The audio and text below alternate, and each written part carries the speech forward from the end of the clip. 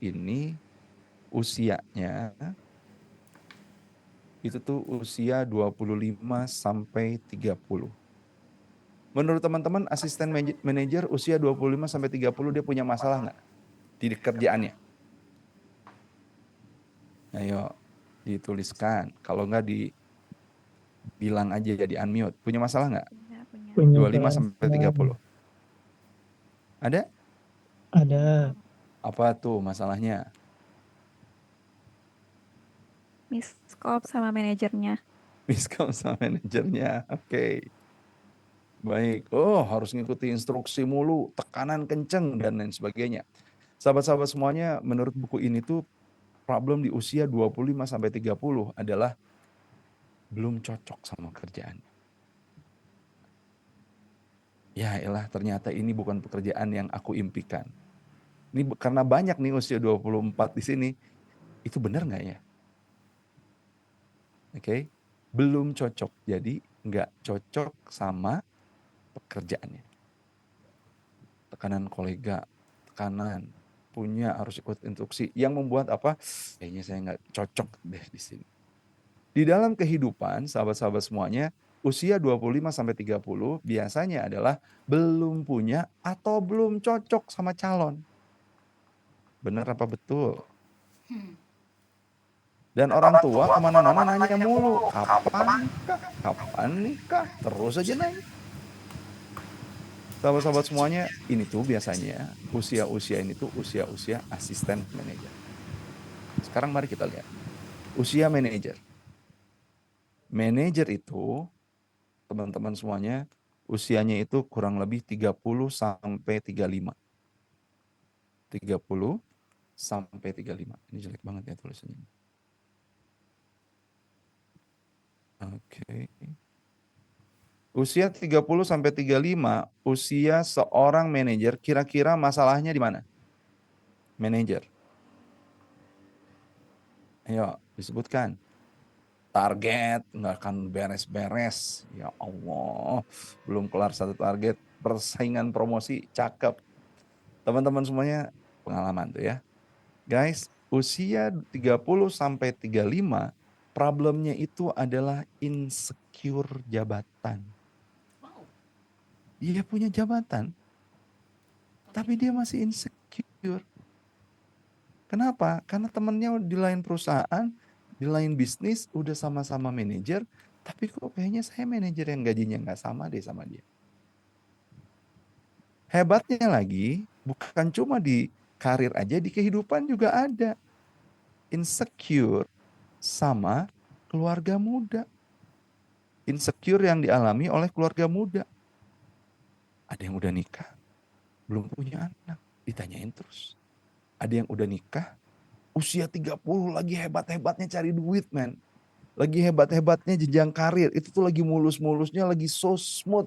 Everything is possible untuk usia 30.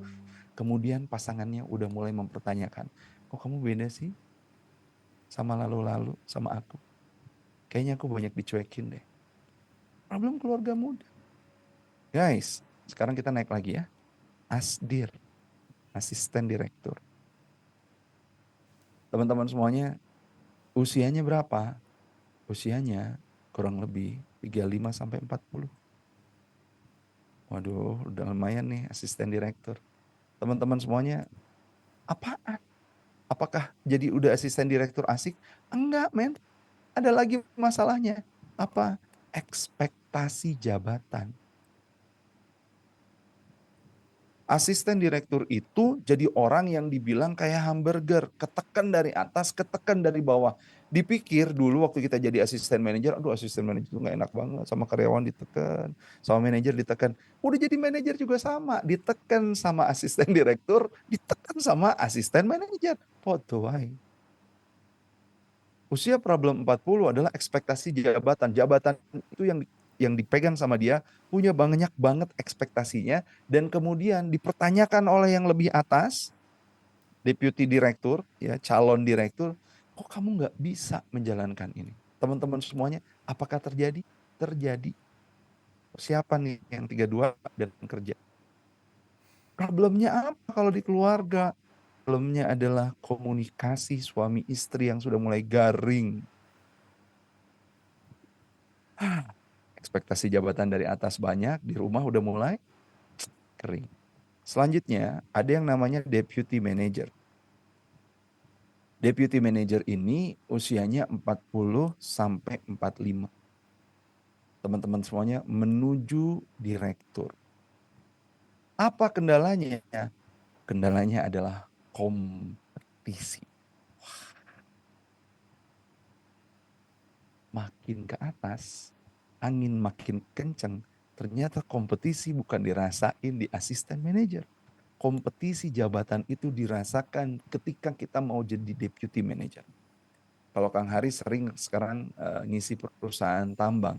Sahabat-sahabat semuanya misalkan ada mekanik nih. Mekanik ini dalam satu tambang jumlahnya 1000. Di atas mekanik ada yang namanya group leader. Group leader itu paling cuman dari 1000, paling cuman 50. Di atas group leader ada section head. Section headnya 5. Di atas section head ada yang namanya kabag. Kabagnya 2. Di ke atas kabag ada deputy manager. Deputy manajernya 1. Itu kompetisi jabatannya sedap. Problemnya di mana?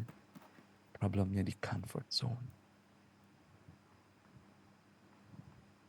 Jadi kalau teman-teman masih asisten manajer, usia 25 sampai 30 udah ada di comfort zone, Anda menciptakan masalah yang terlalu cepat, teman-teman semuanya.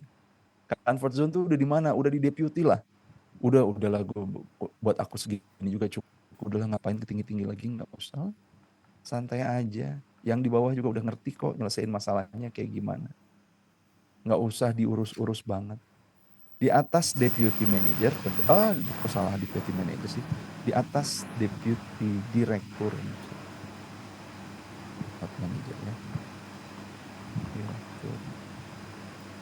Di atas deputy direktur, sahabat-sahabat semuanya ada direktur. Guys, usianya 49 sampai 50. Direktur loh men. Perusahaan gede. Cakep.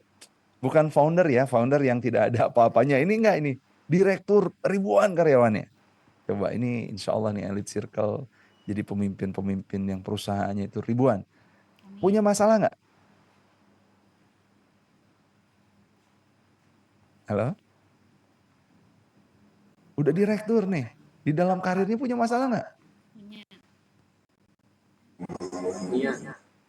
CEO, CFO, COD, dan lain sebagainya punya masalah.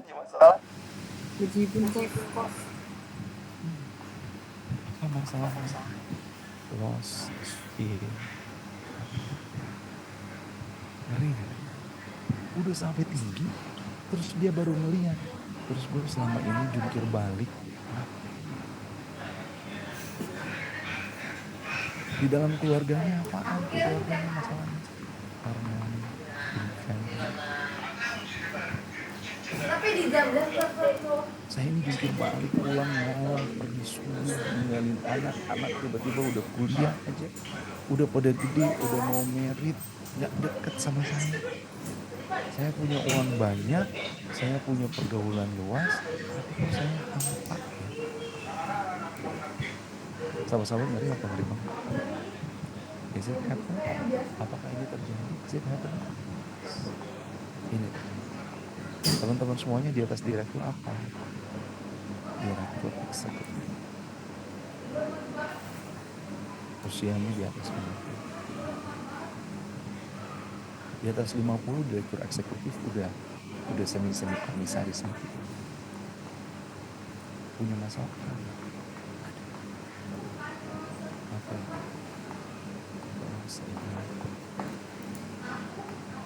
Dia kehilangan esensi dunia dan akhirat.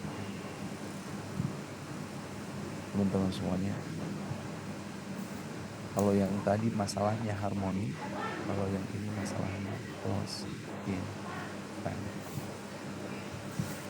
Dibuat oleh seseorang yang sudah menekuni karir dari bawah banget. Sahabat-sahabat semuanya yang menyelamatkan Indonesia ketika krisis moneter dan ketika krisis fiskal di zaman COVID, yang ketika diperintahkan oleh atasannya kemudian buat uang baru, cetak uang baru, tapi beliau menolak. Beliau nggak nyetak uang baru demi keselamatan fiskal dan moneter, membuat buku ini. Spiritual Strategic Leadership. Dan dia mengakumulasikan perjalanan beliau dan perjalanan rekan-rekan ini. Ternyata kesuksesan dan kebahagiaan itu berbanding dengan karir seperti ini. Sahabat-sahabat semuanya, kita masih muda. Anda masih muda. Kalau saya masih udah lumayan, ya kakaknya anak muda. Anda masih muda. Yang dibayangkan apa sih? Kalau jadi career person, punya perusahaan yang besar, punya penghasilan yang luar biasa, kehidupan yang berbahagia. Terus habis itu apa? Teman-teman semuanya, kenapa kemudian Kang Hari ini terjadi? Sahabat-sahabat semuanya, jawabannya salah satunya yang paling gede adalah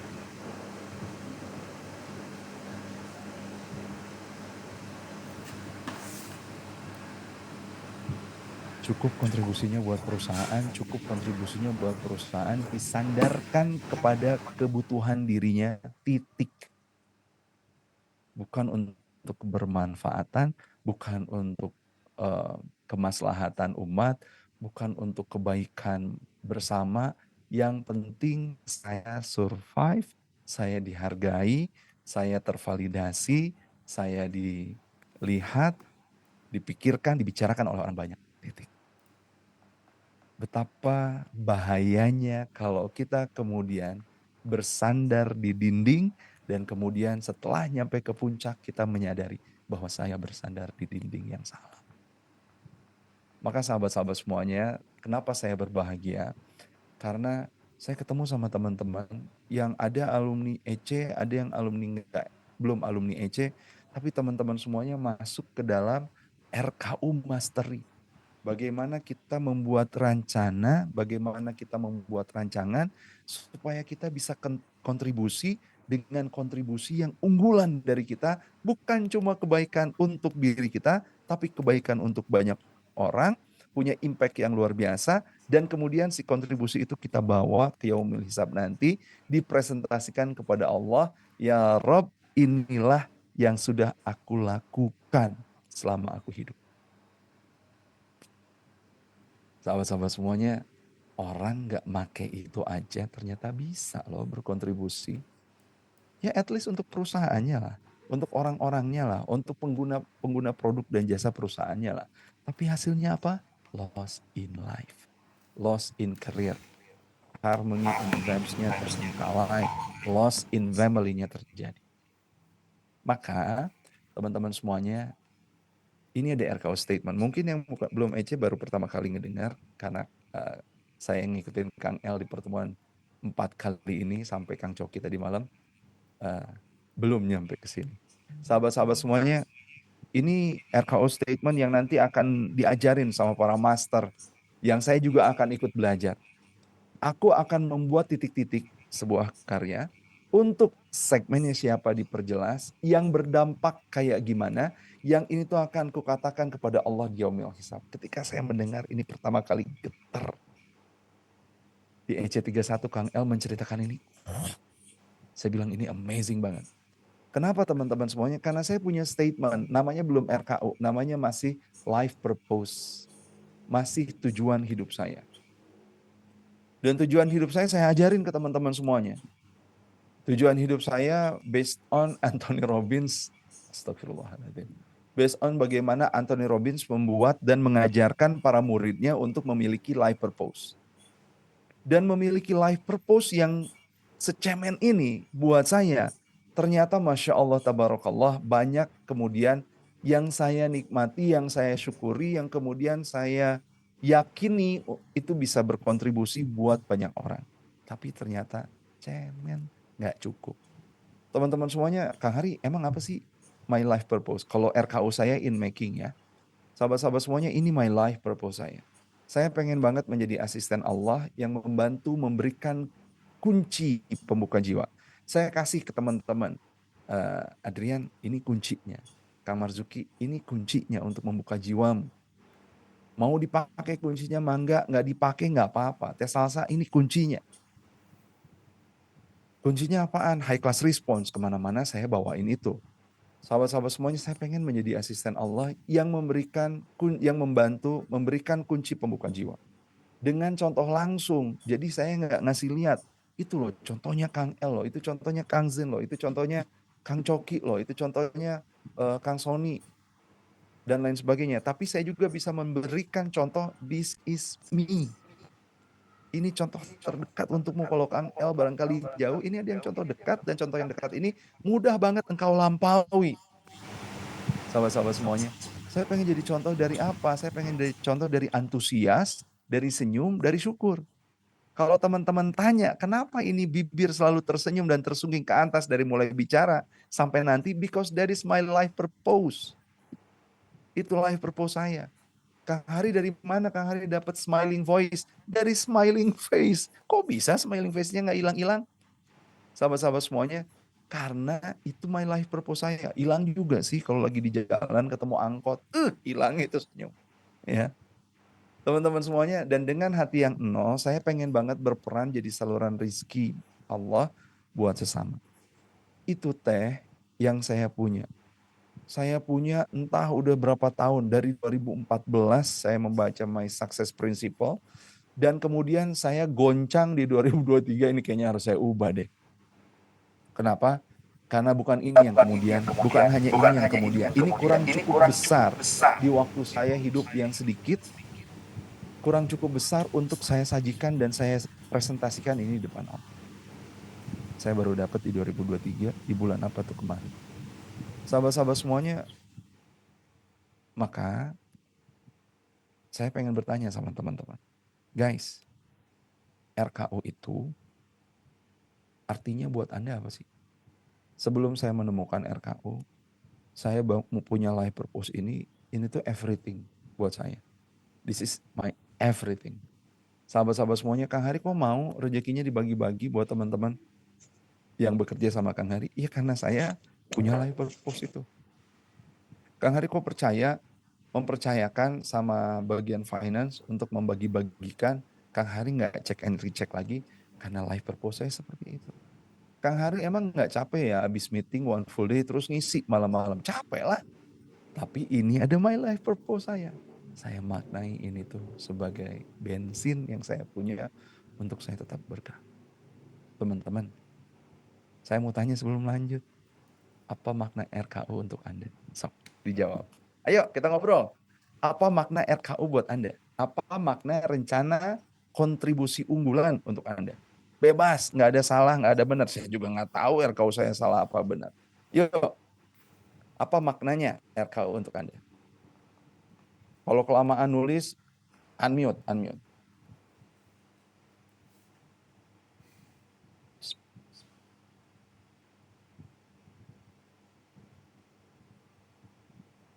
Oke.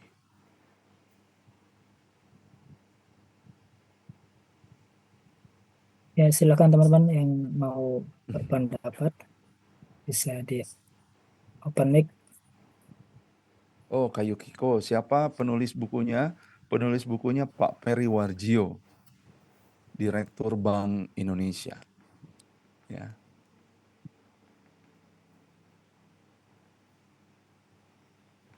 Oke. Masya Allah. Justru itu yang sedang saya cari, Coach. Mari kita cari bersama ya. Masya Allah. Mudah-mudahan ini jadi jawaban. Saya juga nyari. Untuk menajamkan ahsanu amala. Masya Allah. Ini mah Kak Rahma mah beneran. Ini mah udah ngelotok banget itu ya. Oke. Sebagai arah hidup, sebagai peta jalan. Jalan menuju fitrah tertinggi. Masya Allah, Mas Dika Palembang. Makasih. Kak Fahrudin. Thank you, Kak Usman Lubis. For the North Star. North Star itu star yang paling nyala dan sebagai apa tuh namanya, acuan, kompas ya. Oke. Menjalankan peran di dunia. Makasih banget. Thank you guys. Panggilan jiwa sebab kita ada di bumi. Beautiful. Teman-teman semuanya. Apa makna RKU buat Anda? Ini judul yang Kang Hari bawain sekarang ini. Lihat, deep meaning for career boosting. Makna, meaning. Teman-teman semuanya kita lihat dulu ya. Meaning. Check the one out guys. Kalau Kang Hari lagi ngisi training, lantas Kang Hari berbicara tentang perubahan dan bagaimana kita bisa bertahan di era perubahan, atau bagaimana kita ingin menciptakan perubahan, maka konsep yang Kang Hari bawa itu adalah neurological level seperti yang teman-teman lihat sekarang. Udah kelihatan ya, Kang Marzuki, gambarnya? Aman? Aman, Coach. Oke. So, kalau oh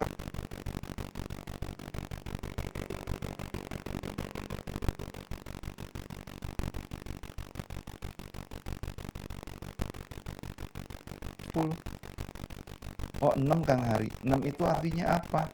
Dan setelah training ini pengen jadi berapa? Pengen jadi 8 Kang Hari. Oke. Dari 6 ke 8 untuk di bidang apapun, mau leadership, mau memasak, mau ngurus anak, mau mengurus organisasi secara keseluruhan, untuk bidang apapun, inilah ya teman-teman yang salah satunya disebut framework yang disebut pola perubahan. Pola perubahan itu bilang kayak gini, kita pengen berubah, teman-teman semuanya lihat deh. Kita tuh kalau pengen berubah ada banyak hal yang perlu diperhatikan. Tapi at least untuk memudahkan ada 7 yang perlu kita perhatikan. Lingkungan. Kita ini diciptakan atau menciptakan lingkungan. Behavior. Behavior apa yang kita perlu punya, perilaku kunci yang kita perlu punya, yang menunjukkan bahwa kita adalah seseorang yang ingin dituju, seseorang yang ingin menjadi adaptive leader misalkan. Behavior, kunci behavior apa ya? Key behavior-nya apa? Ya, perilaku kuncinya apa? Behavior. Skills, apa yang dibutuhkan untuk menjadi seorang adaptive leader misalkan. Di atasnya, belief apa, value apa, identitas seperti apa, pemaknaan seperti apa. Kalau kita pengen jadi adaptive leader, yang kayak gimana yang perlu kita punya? Teman-teman semuanya, kita lihat. Kebanyakan kalau kita ngomong leadership, leadership itu biasanya kalau ranahnya di sini, biasanya ranah yang mana nih? Dari environment, behavior, skill, belief, value, identity, spirituality. Biasanya yang nyantol sama leadership, ujungnya apa? Leadership titik-titik. Skill. Yes. Kebanyakan leadership skills. Kemudian datanglah seorang trainer ke perusahaan ngajarin leadership skills. Terus udah beberapa bulan, atasannya curhat, Pak trainer, gue udah kasih kamu berapa duit, berapa ratus juta untuk ngomongin leadership skills. Tapi kok anak-anak tim gue nggak keluar leadership skillnya? Sahabat-sahabat semuanya, karena seringkali permasalahannya bukan di skill. Skills itu lagi ngomongin capability, which is bagus banget untuk diobrolin. Nantinya jadi kompetensi, bagus untuk ditrainingkan. Tapi sering banget masalahnya bukan di situ. Masalahnya sering banget ada di atasnya. Leadership itu problemnya seringkali di belief, seringkali di values, seringkali di identitas. Ada apa cuma bubuk rengginang dalam kaleng kongguan. Selesai training leadershipnya kalau punya identitas kayak begitu. Value-nya wes opo, value capek juga dibayarnya juga foto wae. Value.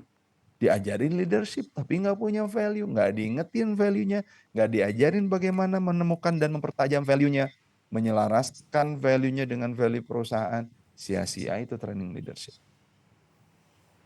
Teman-teman semuanya nggak pernah diajarin apa makna leadership untuk Anda. Guys, yang di atas 4 ini yang namanya kapasitas. Bahasa Indonesia dan bahasa Inggrisnya nyampur, mohon maaf ya.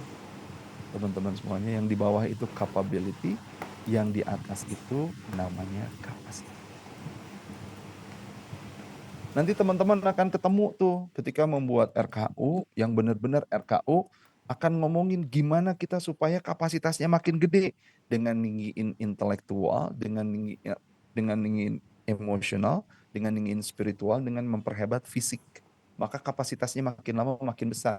Si kapasitas itu makin lama makin besar, maka karir dan kontribusinya juga makin lama makin besar. Teman-teman gini, ini nggak lagi iklan gelas Elite Circle, tadi saya minta dibuatin kopi tapi sama tim saya dan dibuatnya di sini nggak disuruh ya.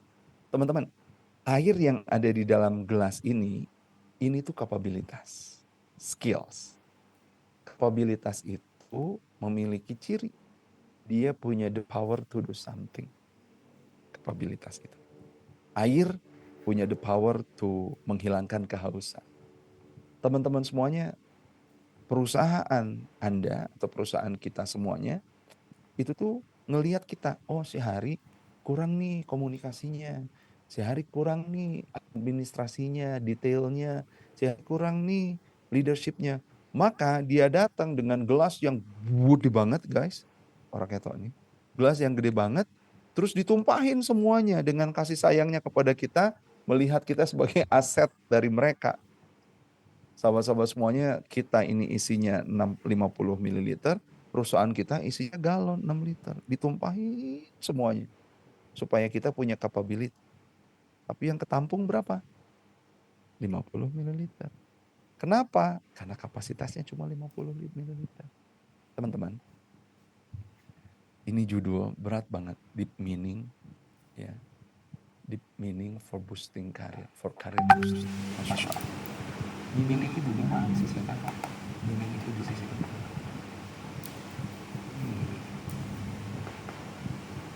Meaning ini kalau kita bisa dapetin, maka dia akan membuat kita jadi full of spirit. Kalau meaning kita bisa dapetin, kita jadi punya identitas yang kuat. Kalau meaning kita dapetin, kita punya value yang kuat. Kalau meaning kita dapetin, kita jadi punya belief-belief yang memberdayakan kita. Dan kalau kita punya meaning yang kuat, artinya apa? Kapasitas kita, si gelas itu, yang tadinya cuma 50 ml, kemudian kita bisa crack gitu. Kita bisa besarkan, kita bisa gedein, kita bisa luaskan. Kenapa? Karena kita punya dasar-dasar kapasitas yang akan terus makin lama makin besar. Ketika kapasitas makin lama makin besar, jangan dipikir nyaman. Gelas ini hanya akan makin lama makin gede kalau dipecahin, kalau dipanasin, kalau ditumpuk dengan gelas-gelas yang lain, dimolding, dicetak dengan ukuran yang baru. Dan kalau gelas ini adalah kita, di dalamnya adalah kapabilitas, luarnya adalah kapasitas diri kita, maka untuk meluaskan kapasitas itu, jangan dipikir merenung apa minat, apa bakat, katakan Coki semalam, tapi nggak pernah dicoba, terus kita dapat RKU kita, Fred. Enggak. Justru membesarnya kapasitas kita itu setelah diuji coba. Bagaimana kita bisa menguji kapasitas kita kalau kita nggak punya pemaknaan? Teman-teman semuanya, pemaknaan terhadap pekerjaan, pemaknaan terhadap karir, pemaknaan terhadap hidup, itu amazing banget. Gede banget. Kita lihat ya, contohnya ya. Ini Kang Hakri kalau punya waktu banyak pengen ngobrol. Tapi ini waktunya dipikir. Misalkan kayak gini, guys, kenapa kita nge-zoom malam ini? Ada orang yang jawab, ya karena gue dibayarin sama atasan gue. Nggak enak kalau nggak datang. Udah selesai. Zoom-nya beres 1 jam, 1 jamnya jadi 1 jam yang penuh terpaksa. 1 jamnya jadi 1 jam yang, ya Allah ini kan weekend, aku pengen nonton drakor. Itu ada yang baru itu, drakor. Sahabat-sahabat semuanya, dan 1 jamnya, 2 jamnya, atau bahkan 3 jamnya jadi 3 jam yang gak kenikmati. Kenapa? Karena pemaknaannya adalah, kenapa Zoom?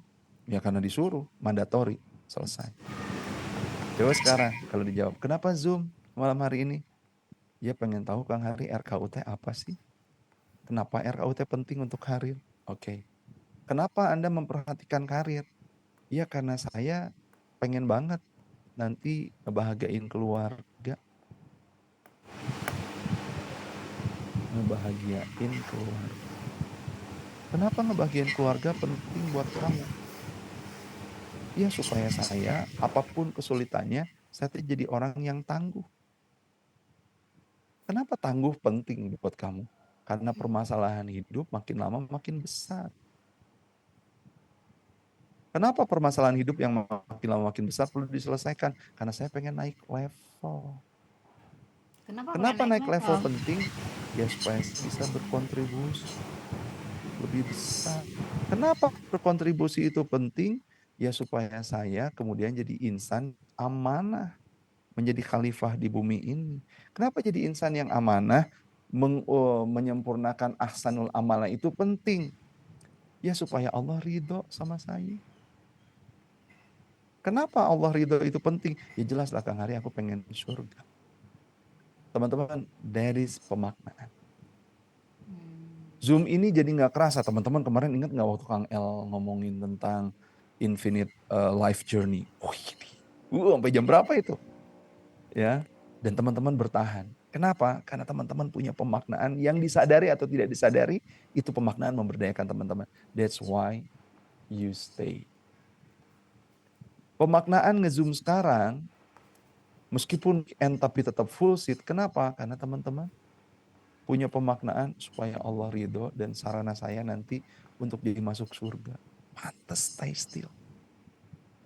Biayanya nggak murah loh untuk anak usia 25 tahun, 800.000 sekian, tapi teman-teman mau kontribusi. Challenge-nya nggak gampang loh buat teman-teman yang ada di Indonesia bagian tengah dan ada di luar negeri. Sahabat-sahabat semuanya, kalau UK sih sekarang masih siang ya. Kalau yang makin malam, lebih malam tuh apa tuh berarti? Dari kita. Sahabat-sahabat semuanya, challenge-nya nggak gampang, tapi teman-teman terabas semuanya. Kenapa? Karena teman-teman memiliki pemaknaan kayak begini. Pengen dapat ridhonya Allah dan saya masuk surga. Sahabat-sahabat, ketika once kita dapat pemaknaan dan itu so deep, maka pemaknaan itu akan warnai identitas kita. Itu yang saya maksudkan tadi. Pemaknaan itu akan warnai value kita jadi hidup, pemaknaan itu akan menghidupkan belief-belief yang kita punya. Dan kalau kita punya deep meaning, teman-teman semuanya, siap-siap kapasitas kita siap untuk di remake, di enlarge, di eskalasi. Oke. That's the first one. Yang kedua, teman-teman semuanya, ada sebuah buku. Kenapa sih pemaknaan itu penting? Judulnya The How of Happiness. Dia bilang, katanya si chronicle happiness ini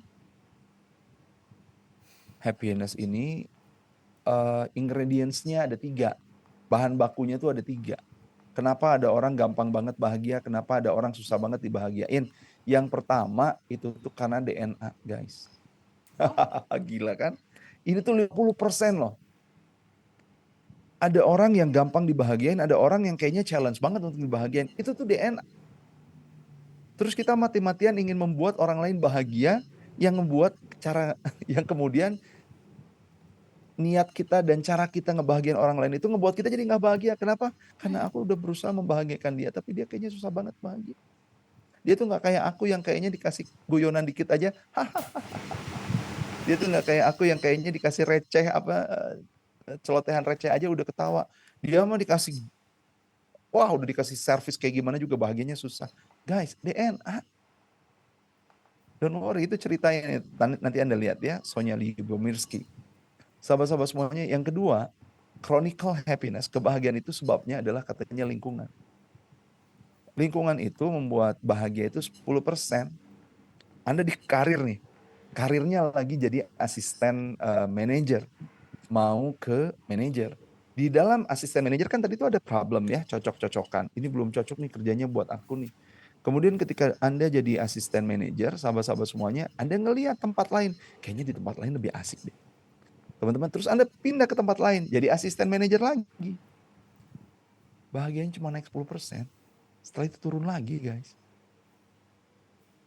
Toh kalau beneran itu bagus tempatnya, 10% kebahagiaan. Terus yang ketiga apa tuh Kang Hari? Yang ketiga itu namanya intentional activity. Intentional activity. Aktivitas yang didasarkan kepada intention. Kepada niat yang kuat, intention. Sahabat-sahabat semuanya, kemana kita niat arahkan, situlah kemudian energi terpusatkan. Waduh, intentional activity. Intentional activity itu yang kayak gimana? Yang kita punya deep meaning di dalamnya. Ini tuh berefeknya 40%. Tapi mari kita lihat, DNA nggak bisa kita ubah, men.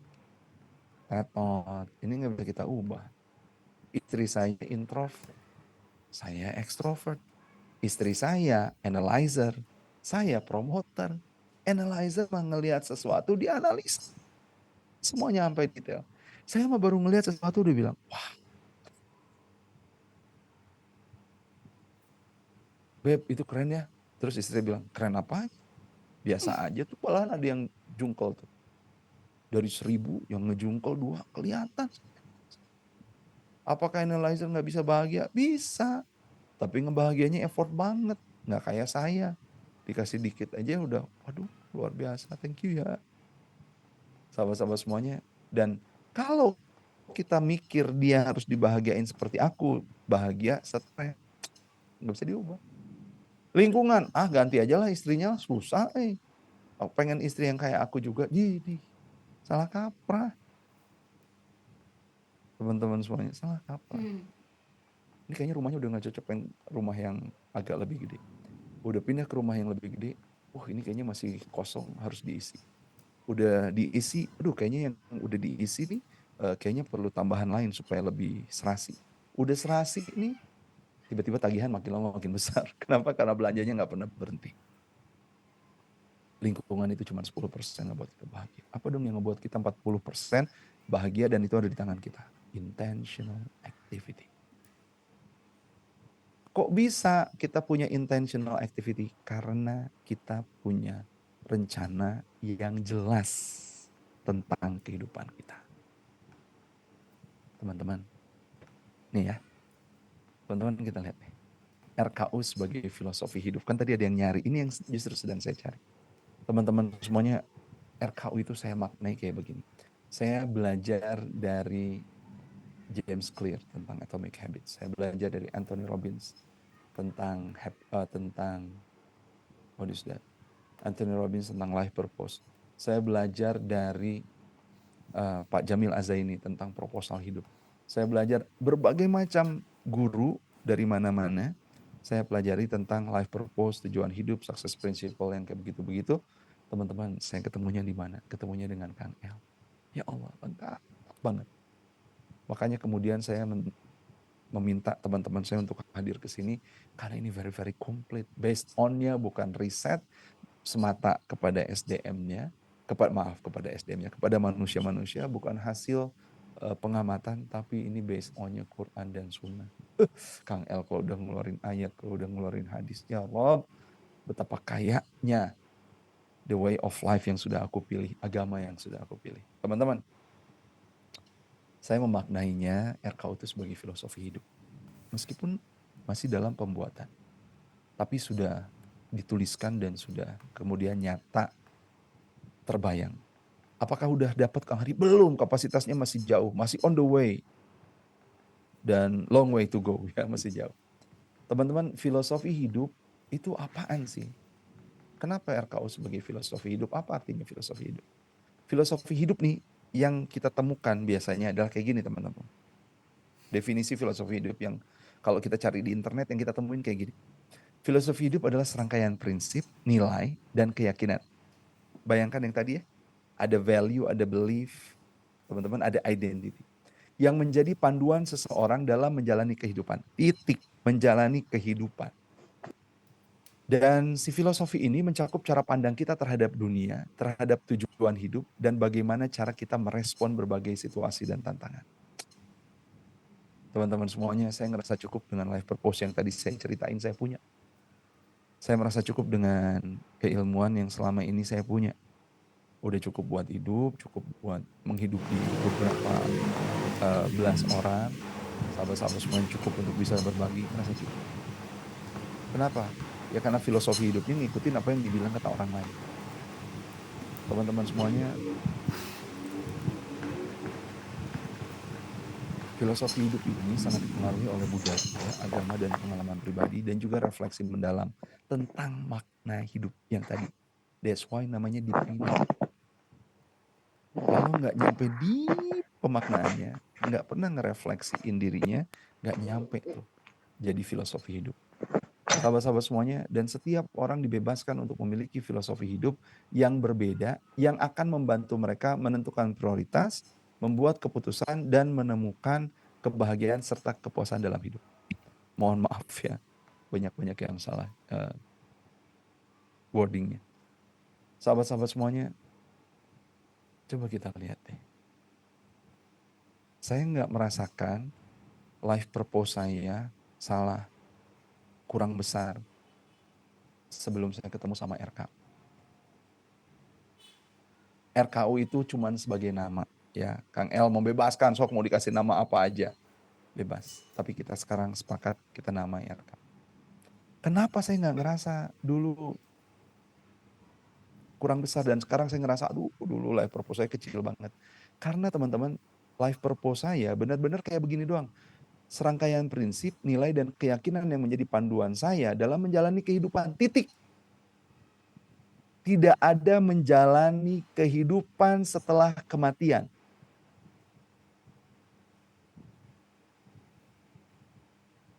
Afterlife, nggak ada. Pantes cemen.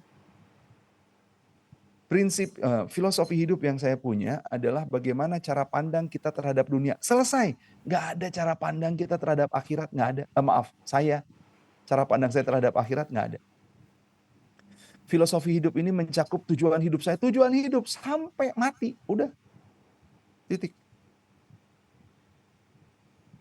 Bagaimana cara kita merespon berbagai situasi dan tantangan selama hidup di dunia. Selesai.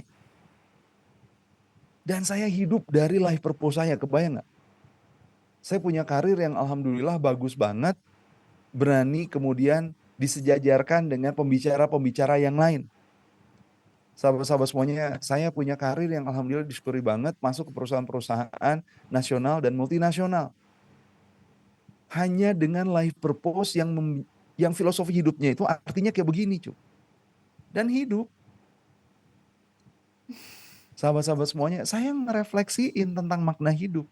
Tapi cuma sampai batas selesai ketika saya mati.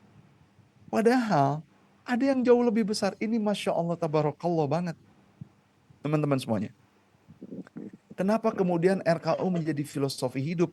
Karena RKU itu kemudian justru akan kita mulai, bukan kita perjuangkan, kita pertanggungjawabkan dari gate ini. This is the gate. Al-Maut.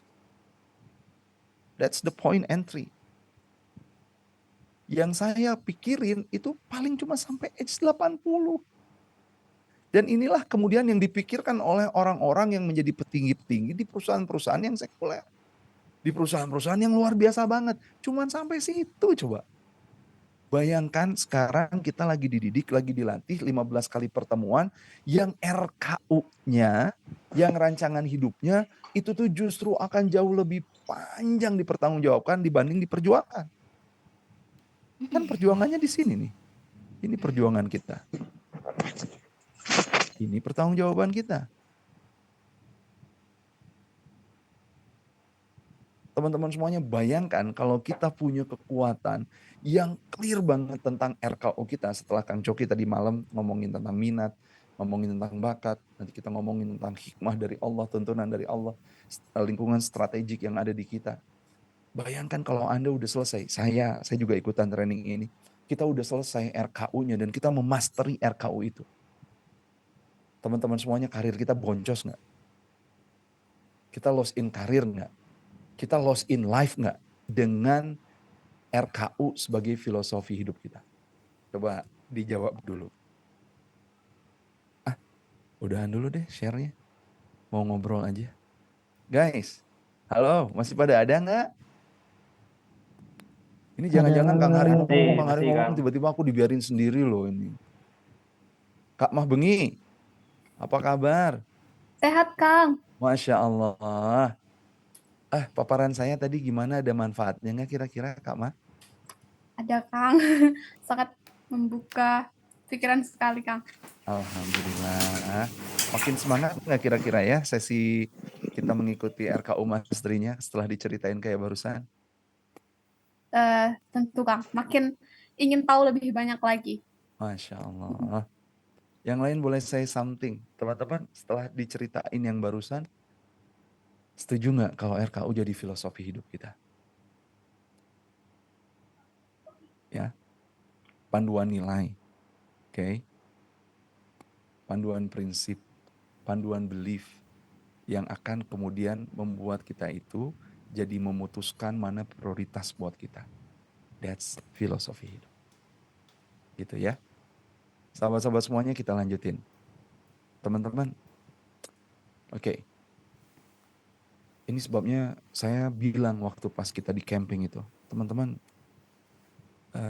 pegang RKU-nya. Kuatkan RKU-nya. Kalau kita sampai punya proposal yang itu tuh tembus batas, bahkan setelah mati saya masih bisa kemudian membawa apa yang sudah saya perjuangkan dalam hidup itu di hadapan Allah, itu kayaknya karirnya bakalan jadi karir yang paling cemerlang. Ingat, karir yang cemerlang itu bukan karir yang tanpa ujian. Pasti banyak ujiannya. Pasti banyak ujiannya. Jangan dipikir Kang L sebagai founder RKU yang sedemikian pasti RKU-nya paling clear gitu ya. Masalahnya paling dikit. Ini enggak. Ya, enggak. Gede masalahnya pasti. Tapi rencananya juga clear. Poin-poinnya. So, deep meaning for career booster. Ini yang disampaikan Kang L beberapa waktu yang lalu. Kontribusi, teman-teman semuanya, adalah ukuran kebaikan manusia yang akan dikonversi Allah menjadi pahala. Sedangkan karir atau capaian profesional adalah tangga untuk memperluas ruang kontribusi kita. Maka jangan cukup bangga jadi founder. Founder apa? Tapi setelah itu nggak pernah ada kegiatan ya. Foundernya aja, founder ide. Wah, founder ide itu bagus banget, tapi founder ide yang tereksekusi dan tereskalasi itu luar biasa. Kenapa? Yang dilihat adalah kontribusi kita buat umat, bukan cuma label kita founder A, founder B, founder C. Sahabat-sahabat semuanya, ruang kontribusinya harus kita ciptakan. Kontribusi adalah ukuran kebaikan Guys, manusia. kemarin Kang El waktu di pertemuan kedua yang sampai malam itu, ada 5 pertanyaan yang sifatnya ultimate banget. Usia dipakai apa, masa muda dipakai apa, sumber harta dari mana, dikemanain hartanya, dan ilmu dan amal itu kayak gimana tuh? Apa yang kita lakukan dengan ilmu dan amal kita? Teman-teman semuanya, dan kita ngomongin tentang sumber harta sekarang ya. Kita ngomongin tentang karir. Oke, karir. Sahabat-sahabat semuanya, sumber penghasilan kita. Teman-teman, ini yang kemarin Kang Hari bawakan di EC Gathering Bandung. Guys, kita ngomongin karir nih, kita ngomongin cuan sekarang ya, kita ngomongin sumber duit. Teman-teman semuanya, ada 2 permainan. Ada 2 permainan, gitu kurang lebih lagunya. Sahabat-sahabat semuanya, yang pertama namanya Finite Games. Finite Games. Yang kedua namanya Infinite Games. Finite Games ini, ciri-cirinya ciri-cirinya kurang lebih kayak gini. Pemainnya diketahui, rules-nya jelas dan nggak bisa berubah dengan cepat. Rules-nya disepakati dunia dan objektifnya disepakati bersama. Finite games itu, finite games itu kelihatan kapan awalnya, kelihatan kapan akhirnya. Sahabat-sahabat semuanya, contohnya apa? Sepak bola. Ya, Persib Bandung lawan siapa gitu ya. Tujuannya apaan? Tujuannya adalah playing to beat those around them. Bermain untuk mengalahkan orang lain. Joy-nya datang dari mana? Joy-nya datang dari comparison, dari perbandingan si layar ini nih. Wah, 2-0, sisanya berapa menit lagi nih guys? Oke, sisanya masih 3 menit, masih 40 menit lagi. Ayo kita hebatkan lagi, ayo kita luar biasa lagi, ayo kita perbanyak, ayo kita kill the games. Kelihatan dari papan skor, menitnya sisa berapa skornya, kita yang nonton jadi semangat, pemain jadi lebih semangat juga. Joy comes from comparison, membandingkan kita dengan pemain lain. Tujuannya mengalahkan dia. Yang sering kita lupa, kita juga memainkan satu hal di dalam karir kita. Namanya infinite game. Infinite game ini known and unknown player. Kalau kita kemudian main, saya Persib, musuhnya adalah Biak besok. Diketahui. Tapi kalau di dalam karir, sahabat-sahabat semuanya, Anda karirnya adalah research and development, Sekarang Anda jadi yang terbaik, besok belum tentu Anda jadi yang terbaik karena bisa jadi perusahaan Anda meng-hire orang lain sebagai research and development juga. So, known and unknown player. Rules change. Kadang-kadang apa tuh namanya? Kadang-kadang aturan perusahaan berubah. Kadang-kadang kemudian WFA jadi WFO lagi, WFO jadi WFH lagi. Peraturan berubah. Objektifnya bukan untuk playing beat, untuk memainkan dan mengalahkan orang lain. Objektifnya adalah untuk terus berada di dalam permainan tersebut.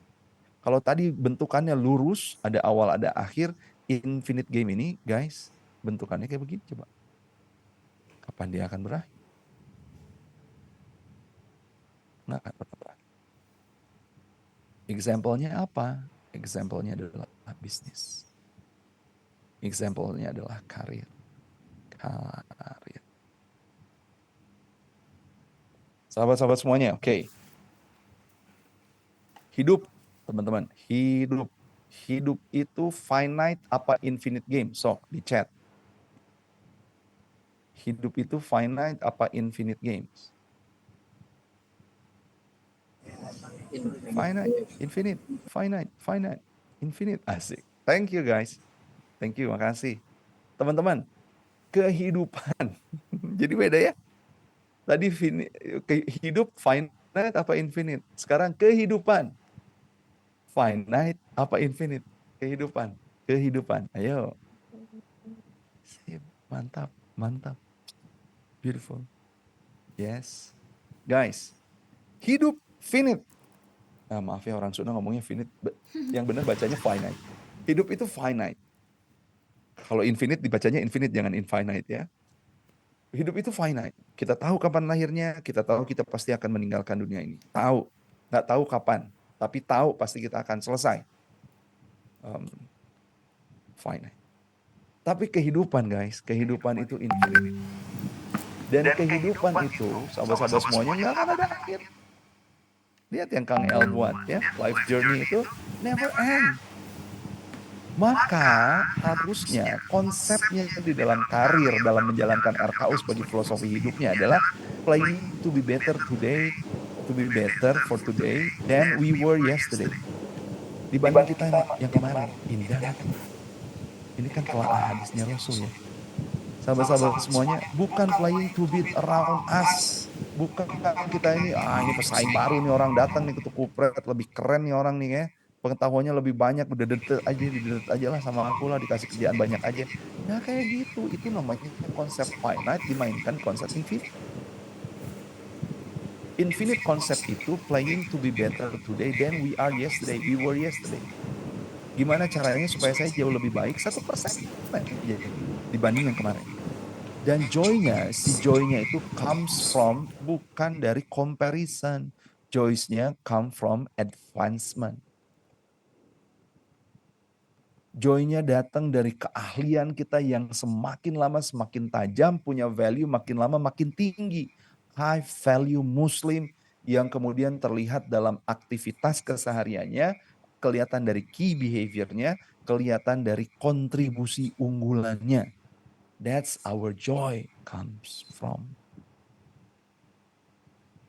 Kebanyakan dari kita menjalani kehidupan sambil ngebandingin, coba gimana nggak stres? Kang Hari kan nggak ada papan skornya.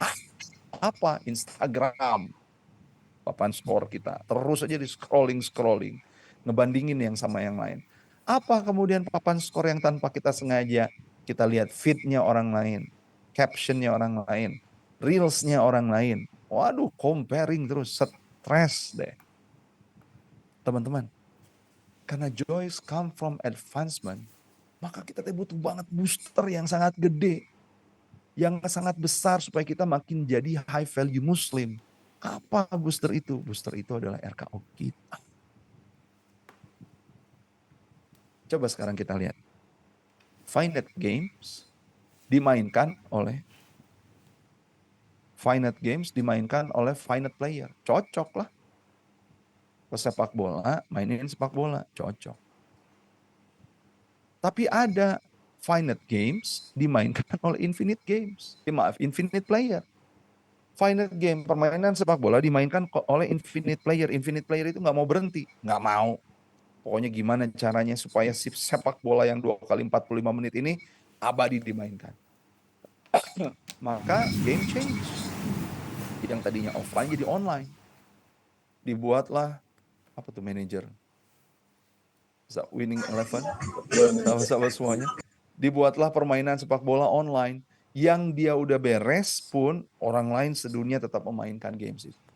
Dimasukin lagi sama judi online sekarang ya. Kenapa tuh pejudul itu? Pejudul itu infinite player yang memainkan finite games. Bukan pejudulnya ya. Bandar-bandarnya, nauzubillah min dzalik. Sahabat-sahabat semuanya, sekarang kita lihat. Infinite games dimainkan oleh finite player. Infinite games, kehidupan, dimainkan oleh finite player yang memiliki konsep, yang memiliki pemaknaan, yang memiliki belief, yang memiliki filosofi hidup yang sempit. Pastinya frustasi. Pasti frustasi. Nauzubillah min dzalik. Yang kita lagi pengen mainin lewat FKU sebagai filosofi hidup, yang bisa nge-boosting karir kita yang mana? Yang ini. Kita ini menjadi player, menjadi hamba Allah, yang makin lama makin advance. Makin bisa memainkan permainan ini semakin lama semakin diabadikan. Compare sama siapa? Dibandingin sama siapa? Dibandingin sama diri kita yang kemarin. Advance. Guys, the questions nanti abis pertemuan keberapa nih? Keempat. Keempat ini. Apakah kita makin advance? Abis nanti 15 kali pertemuan RKU, apakah kita makin advance? Apa yang membuat kita makin lama makin advance? Biografi apa yang kita baca? Sahabat-sahabat semuanya, berlatih apa kita secara emosional? Apa yang kita pelajari supaya spiritual kita makin lama makin baik, makin dekat sama Allah, makin cuma berharap sama Allah, tauhid makin lama makin tinggi. Olahraga apa yang kemudian kita mainkan supaya fisik kita kemudian makin lama makin fit? Advancement day to day. Kapasitas, kapabilitas. So, teman-teman semuanya. Ini indah banget. Kalau kita lagi berbisnis, kalau kita lagi ngejalanin karir, yakini bahwa itu adalah infinite value game. Yang tujuannya apa? Yang tujuannya adalah pengen banget mengimproving people's life. Tapi karena ini bisnis, kudu ada profitnya. Kalau kata pebisnis. Sahabat-sahabat semuanya, ini kata pebisnis yang meyakini bisnis seperti ini definisinya, bisnisnya gede-gede, men. Dia pengen menghasilkan profit untuk apa? Untuk improving people's life. Untuk ngegedein kualitas orang-orang yang bekerja di dalam perusahaannya, pengguna jasanya. Gede. Kita mah bukan cuma profit. Kita mah pahala. Kita mah surga. Coba bayangkan, ini teh konsepnya Jose Chantera tuh yang di bawah. Tapi konsep inilah yang kemudian dipakai sama Elon, dipakai sama Zuckerberg, dipakai sama pemegang-pemegang perusahaan yang gede-gede. Value yang sangat human banget.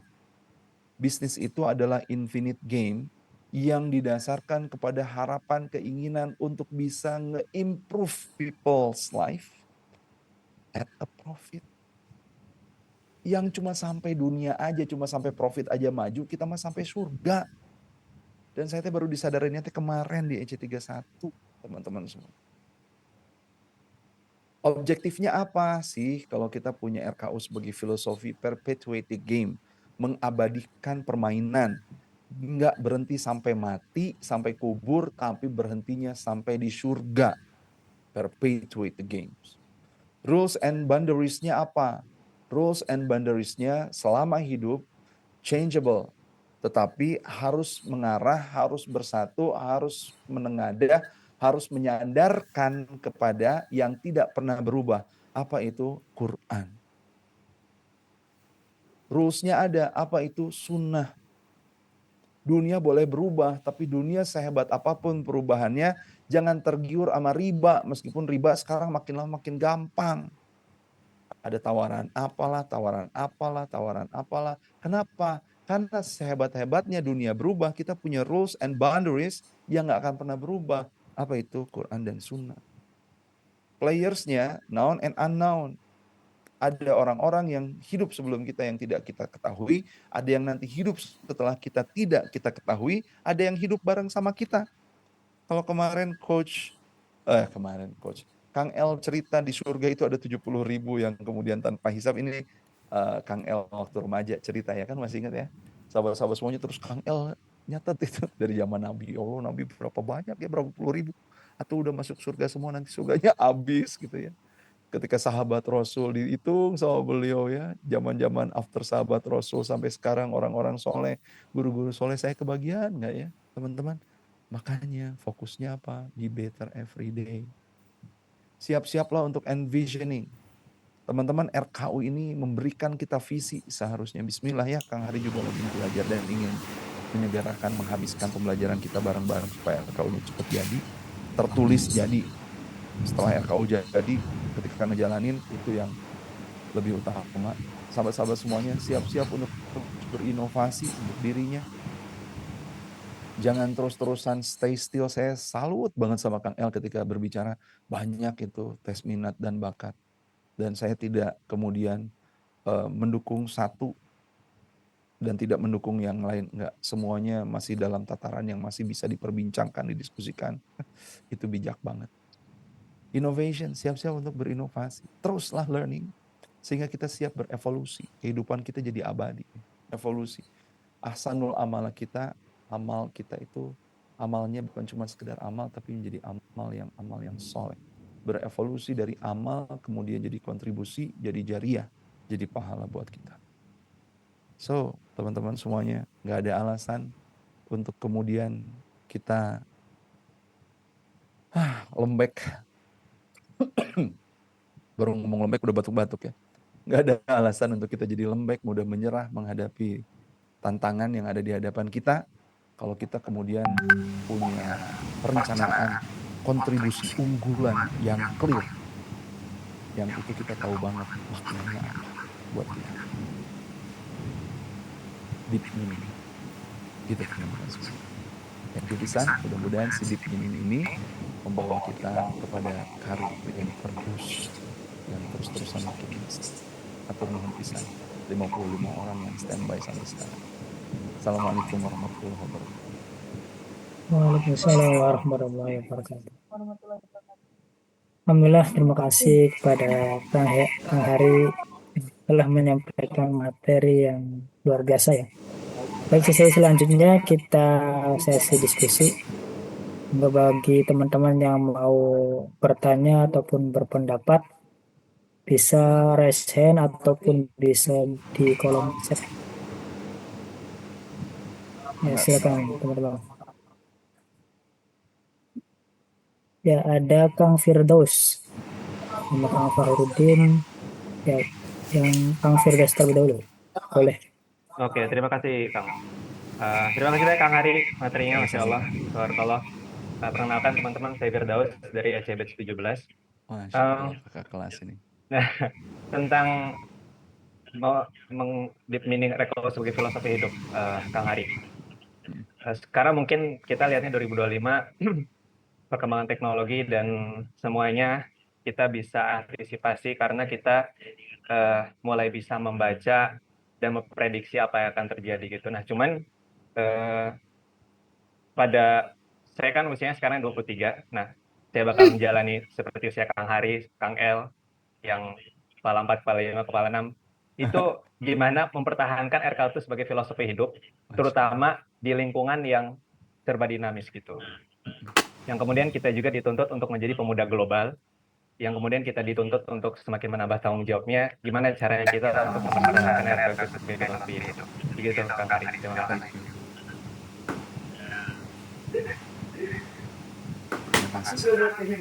Langsung, baik langsung ke Kang Fahrudin, boleh? Assalamualaikum warahmatullahi wabarakatuh.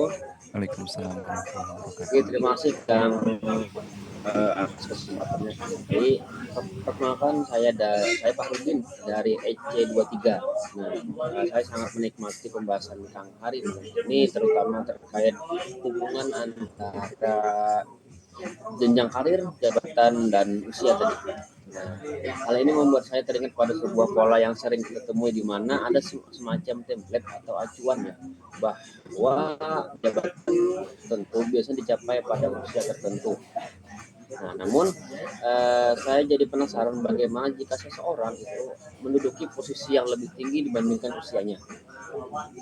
Nah, apakah hal ini menunjukkan bahwa mereka mungkin belum sepenuhnya siap untuk peran tersebut, atau faktor lain nih yang mungkin lebih penting untuk dipertimbangkan dalam konteks ini? Nah, saya ingin mendengar nih pandangan Kang Hari terkait hal ini. Nah, karena di usia saya ke-31, saya alhamdulillah diamanahi jadi pimpinan unit gitu, pimpinan lembaga yang konteks pada hari ini itu memang lebih kepada konsepnya itu lebih kepada sistem keluargaan gitu, karena satu yayasan segala macam yang memang sistem keluarganya itu kental banget gitu. Jadi yang yang tua-tua itu yang memang belum sudah tidak bisa produktif lagi, nah itu dilempar ke unit baru kayak di saya gitu. Nah itu, nah makanya mungkin minta pandangannya Kang Hari terkait hal tersebut. Mungkin itu aja kan. Assalamualaikum warahmatullahi wabarakatuh. Suzuki boleh ya? Teman-teman, Kang Hari minta feedback. Yang tadi itu yang Kang Hari ceritakan, bisa dikunyah apa enggak? Bisa dipahami apa enggak? Bisa? Oke. Bisa ya? Alhamdulillah Kak Yuki, terima kasih. Alhamdulillah. Turnuhun. Oke, bisi ketinggian atau terlalu cemen buat teman-teman, nanti boleh disampaikan ya. Kang Hari terbuka akan feedback itu. Baik, sahabat-sahabat semuanya, Kang Firdaus, 2025 kan ada perkembangan zaman ya, perkembangan teknologi yang dengannya kita bisa mengukur, melihat, bisa standar kehidupan. Nah, pertanyaan dari Kang Firdaus adalah bagaimana kita mempertahankan terus proses hidup di lingkungan yang sangat dinamis tadi. Teman-teman, kalau Kang Hari pegang life purpose Kang Hari kemarin sesuatu tentang karir, itu tuh jadi sesuatu yang kemudian bisa jadi obat ketika Kang Hari melakukan experience nggak sesuai dengan expectation. Itu bisa jadi penyemangat ketika kemudian Kang Hari merasa capek nih, pikiran mau udahlah gue buat sendiri aja, kenapa harus kayak begini. Nah itu bisa jadi penyemangat, atau kemudian bisa jadi obat ketika experience sesuai dengan expectation. Aduh, diharapkan akhir tahun mencapai posisi laba bersih sekian, tapi kok nggak nyampe ya. Ada hal yang banyak disyukuri dari selain angka. Kenapa? Nggak ada life purpose yang tadi jadi sangat mencekam. Maka ada yang lebih kuat dibanding life purpose yang Kang Hari. Kenapa? Karena life purpose yang Kang Hari itu tidak disandarkan kepada belum bersandar kuat, belum kelihatan jejaknya. Saya ingin membuat apa, karya apa, yang impact-nya kayak gimana, yang nanti akan dibawa oleh Allah Subhanahu wa Ta'ala. Itu kan belum ada kayak begitu. Coba kalau ada kayak begitunya, kayaknya Kang Hari akan lebih banyak actionnya. Meskipun actionnya untuk FH itu dimulai dari yang muda-muda, dari yang kecil-kecil, terus lagi gradual sifatnya. Kang El kan cerita tuh di pitching kita ya, kalau kita langsung jebret itu pasti capek dan lelah. Maka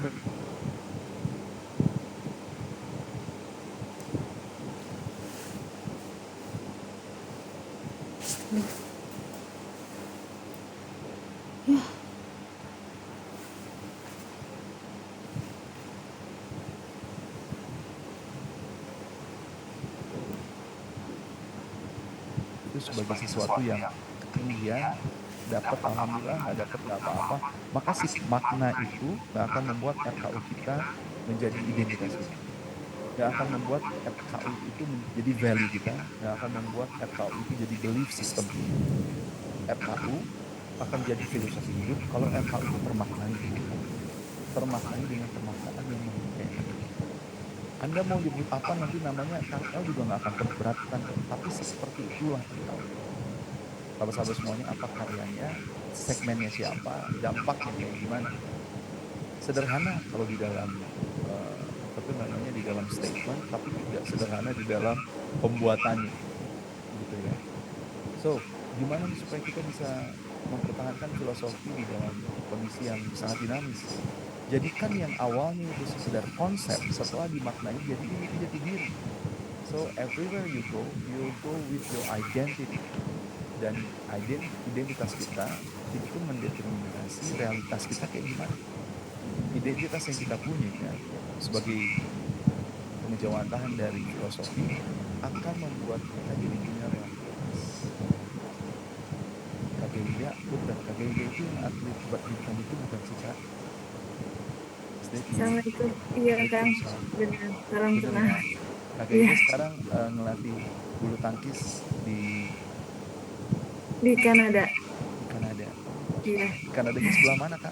di Montreal Di kebetulan. Montreal. Iya. Masya Allah. Dulu saya di ini di British Columbia, di East Kootenay, Aman.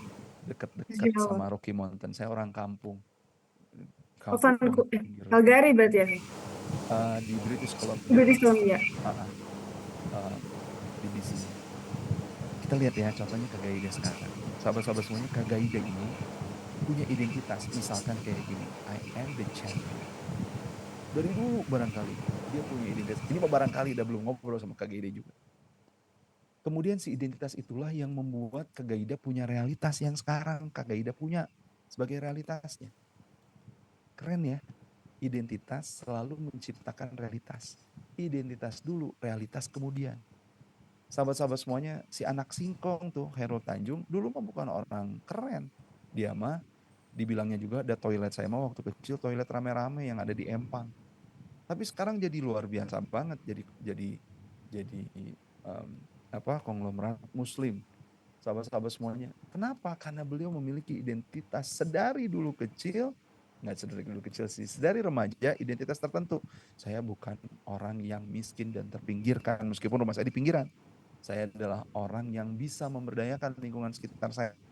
Makanya kalau kita lihat dari UI, dia masuk ke FKG, dia kemudian jadi makelar, motokopiin diktat, modul dari dosen untuk mahasiswa, kemudian jadi punya percetakan, punya rental mobil, punya perusahaan properti, punya perusahaan bla bla bla bla bla sampai sekarang.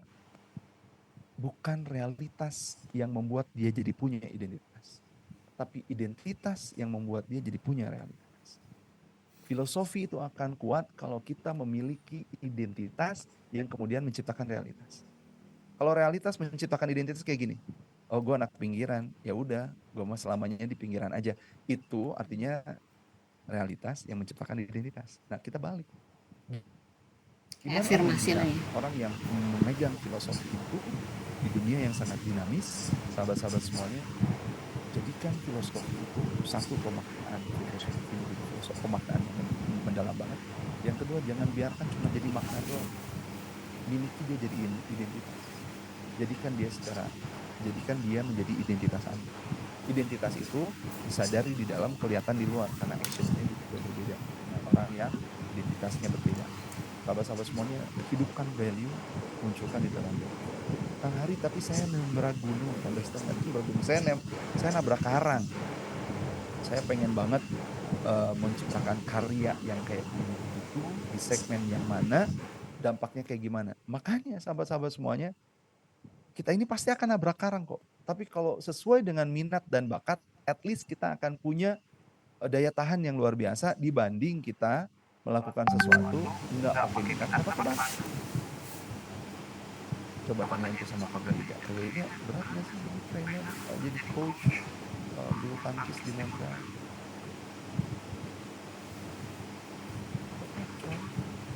Tapi karena beliau punya minat, punya bakat, yang berat itu ya dijalani. Dan itu yang namanya dedikasi. Itu yang namanya passion. Passion itu berat, sulit, penuh dengan air mata, tapi saya berdedikasi untuk menjalaninya, itu namanya push. So, itu pertanyaan pertama, Kang Firdaus, jawabannya panjang juga ya, Masya Allah. Bentar. Yang kedua dari Kang Fahrudin, bagaimana kemudian, oh iya, seseorang yang usianya masih muda, kemudian memiliki karir melebihi usianya. Contohnya siapa? Wakil presiden di usianya yang masih muda. Wah, oke, enggak ya, sahabat-sahabat semuanya. Contohnya, contohnya adalah Kang Fahrudin jadi pimpinan unit lembaga Barakallah. Sahabat-sahabat semuanya, bisa nggak sih anak muda sekarang jadi jauh lebih cepat? Bisa banget. Kenapa? Karena ada kekuatan teknologi dan Anda hidup di zaman Anda. Bisa banget jauh lebih cepat melesatnya. Tetapi kemelesatan karir itu harus disertai dengan kematangan. Kematangan itu didapatkan dari mana? Kematangan itu didapatkan dari ujian hidup. Sahabat-sahabat semuanya, jangan dulu mengaku beriman sebelum ujiannya belum datang ke kita. Teman-teman semuanya pasti ada ujian itu, dan ketika kita diuji, disitulah kita bisa dilihat responsibility-nya. Responsibility yang kita punya akan membuat responsibility kita makin lama makin tinggi. Emang cuma Kak Gaida aja gitu? Ini maaf ya, contohnya Kak Gaida orang mencloknya di tengah-tengah, ini satu Kak Gaida. Emang cuma Kak Gaida aja yang pengen jadi pelatih bulu tangkis di Montreal. Bisa bulu tangkis sambil salju-saljuan. Banyak yang pengen kayak begitu, teman-teman semuanya. Tapi tidak banyak orang yang memiliki abilitas. Kemau bahasa Indonesia. Nah, tidak banyak orang yang memiliki responsibility. Seperti Kak Gaida. That's why amanah itu nyampainya ke Kak Gaida. Sahabat-sahabat semuanya, sekarang Kang Fahrudin ini kan nggak cuma sendirian di lembaganya. Benar nggak Kang Fahrudin? Kang Fahrudin itu di lembaganya dengan orang yang masuk barengan sama Kang Fahrudin mungkin ada 3-4 orang. Tapi kemudian kenapa aku Tuhan? Kenapa aku yang dipilih? Sahabat-sahabat semuanya, Kang Fahrudin menjadi pimpinan unit di dalam lembaganya karena Kang Fahrudin dilihat punya responsibility yang berbeda di antara yang lain yang di atas rata-rata. So, kalau saya ngomong sama anak saya, teman-teman, saya anak saya ya. Enggak sih, Mas Budi, kalau yang terlihat anak beda 6 tahun lah. Anak kami 17 tahun. Tadi ada yang curhat, sahabat-sahabat semuanya, dan seusia anak saya. Ya, itu luar biasa banget. Guys, kayak gini. Saya ngomong sama anak saya tuh kayak gini. Ali itu gampang banget jadi pemenang di eranya kakak Ali itu gampang banget. Enggak, susah, persaingannya luar biasa, kakak harus begini, harus begitu, harus begini. Iyalah, jelas itu. Kakak punya kapasitas dan kapabilitas yang luar biasa. Tapi untuk menang di era kami, apa yang kita ini bisa. Coba bayangkan. Sekarang saya pengen nanya sama Kang Fahrudin. Kang Fahrudin, ini bukan supaya Kang Fahrudin sombong, enggak.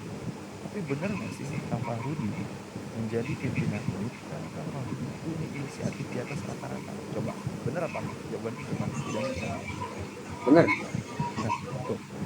Guys, that's it. Jadi kalau ada pertanyaan bagaimana seseorang memiliki karir lebih dari usianya, sahabat-sahabat semuanya, apakah kemudian dia benar-benar bisa memenuhi karir ekspektasinya? Bisa. Dengan apa? Dengan terus belajar. Yang tadi ya, teman-teman semuanya. Dengan begini, guys.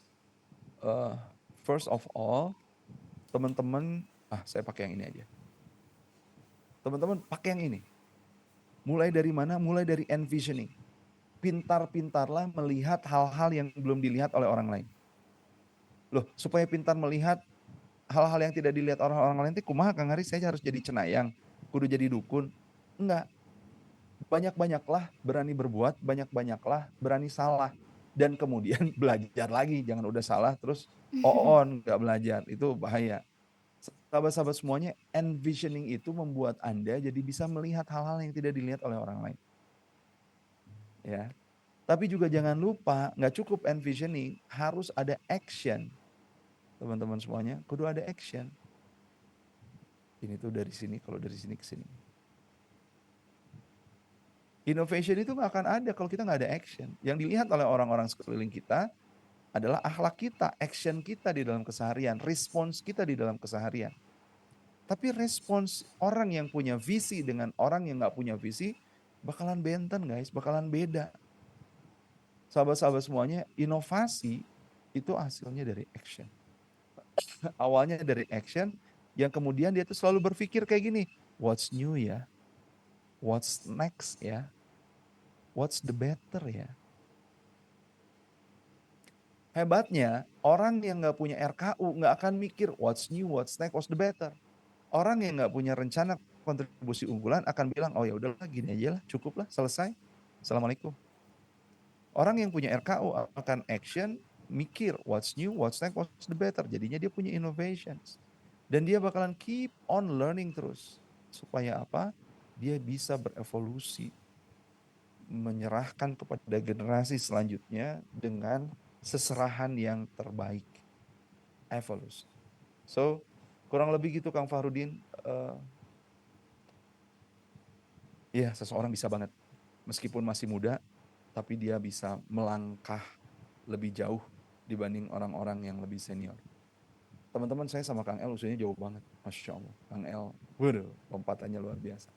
Saya sama Kang Zain, usianya jauh. Nggak pakai banget, tapi jauh. Kang Zain, Masya Allah, dokter ya. Dokternya yang berprestasi lagi ya. Doakan supaya beliau jadi profesor dan guru besar. Jadi bisa banget anak muda melangkahi. Gaida nggak tahu usianya berapa, tapi dia melangkahi, beliau melangkahi bapak-bapak senior di bulu tangkisnya Indonesia tuh bisa jadi trainer di sana. Gitu guys, hatur nuhun. Baik teman-teman, ada yang mau bertanya lagi? Boleh. Kang Ihsan udah present. Boleh Kang? Ya, bismillahirrahmanirrahim. Wah, saya lambat tadi diskusi. Hampir saja tidak ketemu Coach Hari. Aduh, Kang Ihsan. Iya. Suaranya digedein dong abangku. Oke. Gimana? Nah, Lebih jelas ya? sip. Oke. Begini teman-teman semuanya. Saya kan sudah baru 2 hari yang lalu genap usia 32 tahun. Sombongnya, Masya Allah. Luar biasa. Bukan hal yang perlu dibanggakan itu. Jadi begini Kang Hari. Jadi begini, apa namanya? Setiap hari kita belajar, setiap hari kita menganalisa, terus setiap hari juga kita berupaya untuk menjadi lebih baik dalam setiap harinya. Satu hal yang harus kita dalam hari ini menyabari atas kejadian itu adalah prosesnya. Di setiap prosesnya itu yang paling mahal, dan ya itulah kuncinya, di situ kuncinya. Yang ingin saya tanyakan begini Coach Hari, apa namanya? Setiap target itu kan pasti ada hitung-hitungannya, mau dari segi omset kah, mau dari segi petualangan diri kah, atau yang sebagainya. Saya lebih fokusnya ke bagaimana kita agar bisa betul-betul kekeh dengan apa yang kita pegang, dan itu merupakan identitas kita. Ya, walaupun di sisi atau di sekitar kita itu tidak begitu mendukung dari apa yang kita sedang upayakan, dan ini syar'i dan ini insya Allah bermanfaat. Seperti itu Kang Hari. Oke. Baik. Ya. Oke. Bagaimana agar kita kekeh meskipun yang kiri kanan kita nggak mensupport atau nggak mensetujui gitu kah? Oke. Baik. Ini Kang Ihsan tuh berarti sekarang, kalau kemarin kan ada reels yang apa yang kamu injek terus sendalnya dilihatin ternyata usia 32 yang baru diinjak sama dia ya. Oke, sahabat-sahabat semuanya gitu. Kita lihat. Mencari di mana papan tulis whiteboard, screen, whiteboard.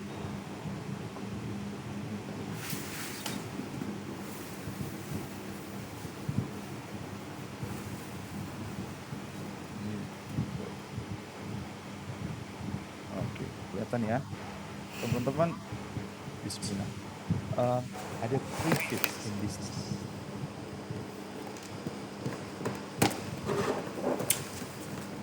Gimana supaya kita kekeh? Yang pertama, yang tadi malam diceritakan sama Kang Cok. Sahabat-sahabat semuanya, Kang Coki cerita tentang kalau ini bisnis ya, bisnis sama ownernya ngefit, ownernya happy ngejalaninnya. Kenapa? Karena punya minat dan bakat di situ. Yang kedua, fitsnya sahabat-sahabat semuanya adalah dengan market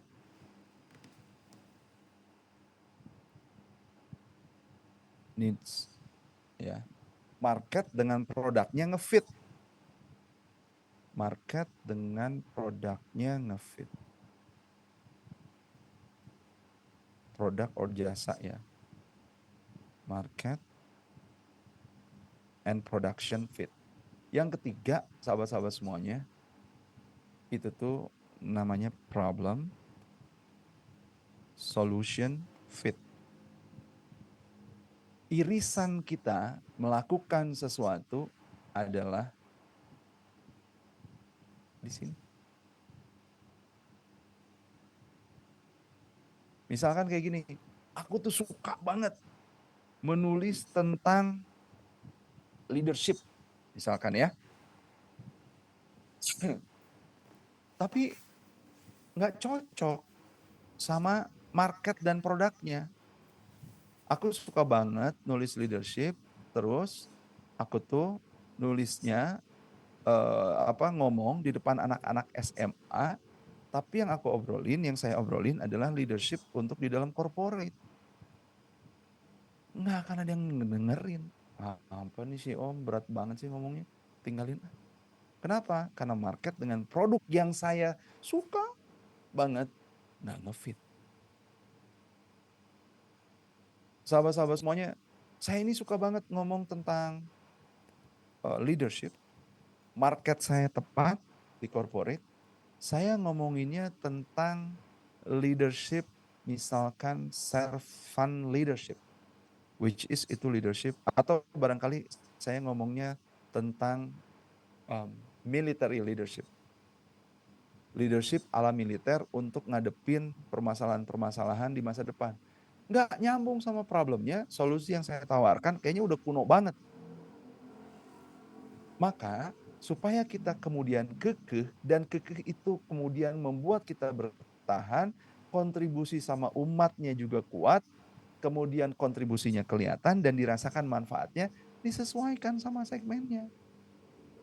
Saya kekeh nggak sesuai sama segmen, terus kebermanfaatan saya cuma sendiri doang. Ingat kata Kang El, orang yang cerdas itu nyadar banget hidup kita terlalu sebentar, sementara sahabat-sahabat semuanya yang kita perlu berikan sebagai pertanggungjawaban di hadapan Allah itu besar banget. Hidup kita cuma sebentar, maka cerdaslah memilih irisan ini. Sahabat, this is our business. Our business itu bukan usaha kita, our business itu adalah urusan kita. Ini yang kita urus. Kita, makanya RKW itu amazing banget ya, mulainya dari minat, bakat, Masya Allah. Terus nanti dilihat tuh, segmennya kayak gimana kebutuhannya. Dilihat problem solutionnya kayak gimana, sehingga kita bisa memberikan impact yang kayak gimana. Begitu abangku, di usiamu yang 32, mudah-mudahan 3 fits in business-nya, jadi 3 fits in life, 3 fits in work, 3 fits in team, yang kemudian membuat dirimu makin kekeh, bukan cuma kekeh karena tahu ini syar'i, ini baik, tapi kekeh untuk kontribusi yang unggul yang dirimu punya dan dirasain impact-nya sama orang. Acur dong. Baik, mungkin Teh Gaida mau bertanya.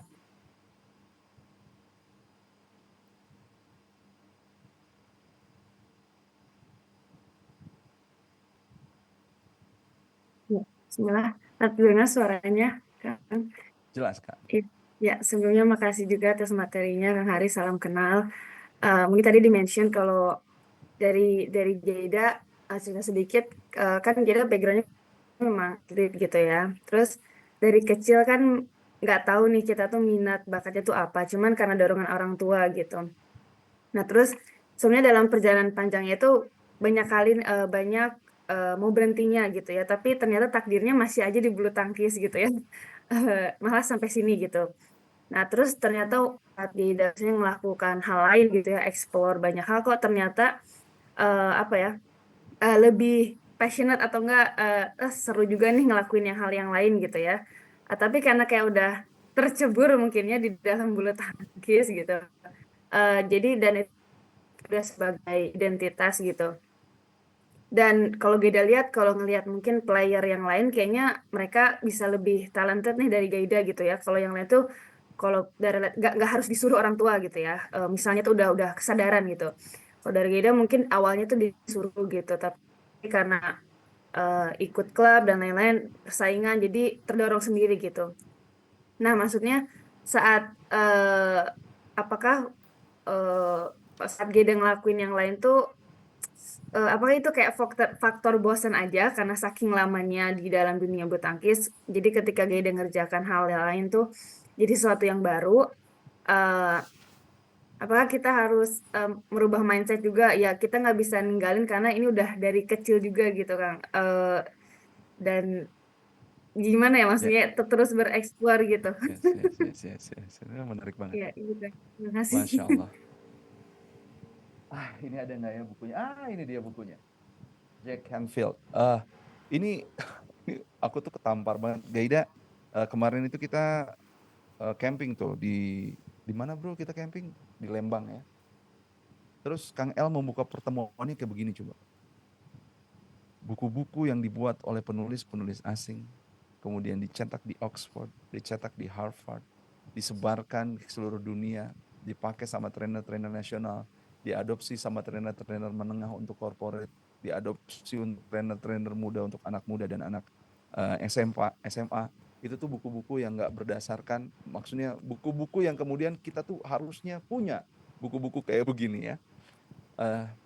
Dan saya nyadar, ya Allah iya ya, kita punya sumber Insya Allah banget, Al-Quran dan Sunnah. Sumber yang luar biasa banget.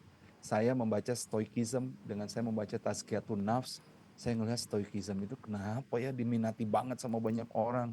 250 eksemplar itu bukunya yang Filosofi Teras, itu dicetak dalam sampai cetakan 50.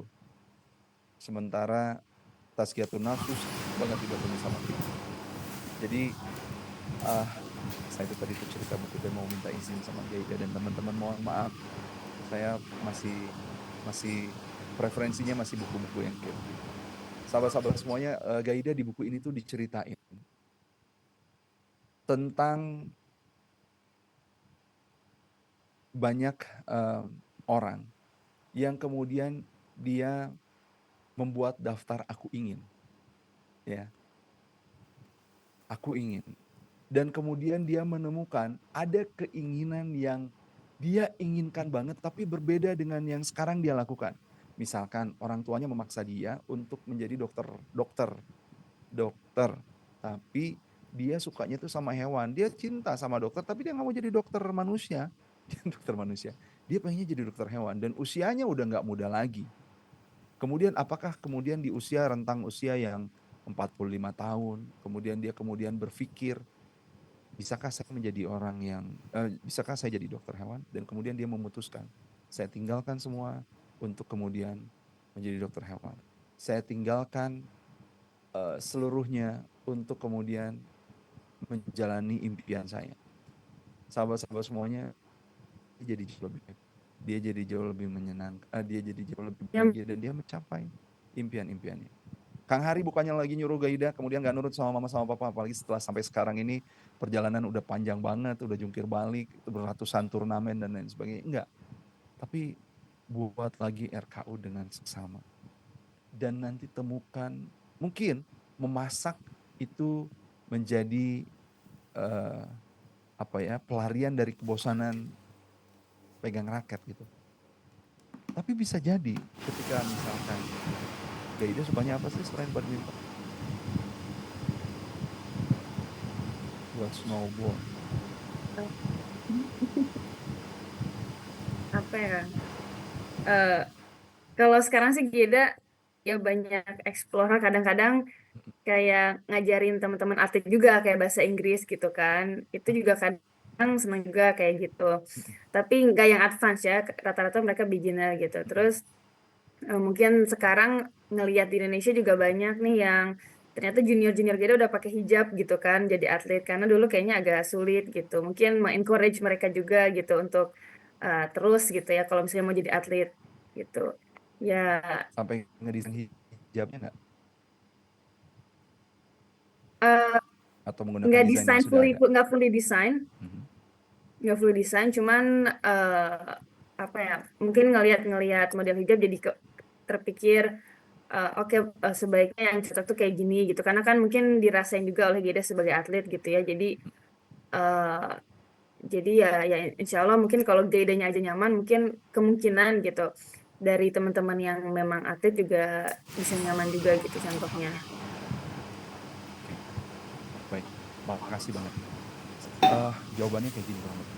Sahabat-sahabat semuanya, pertanyaan Kang Hari yang tadi Kang Hari tanyain sama Kak Gaida itu adalah pertanyaan Kang Coki yang semalam tentang minat, ya.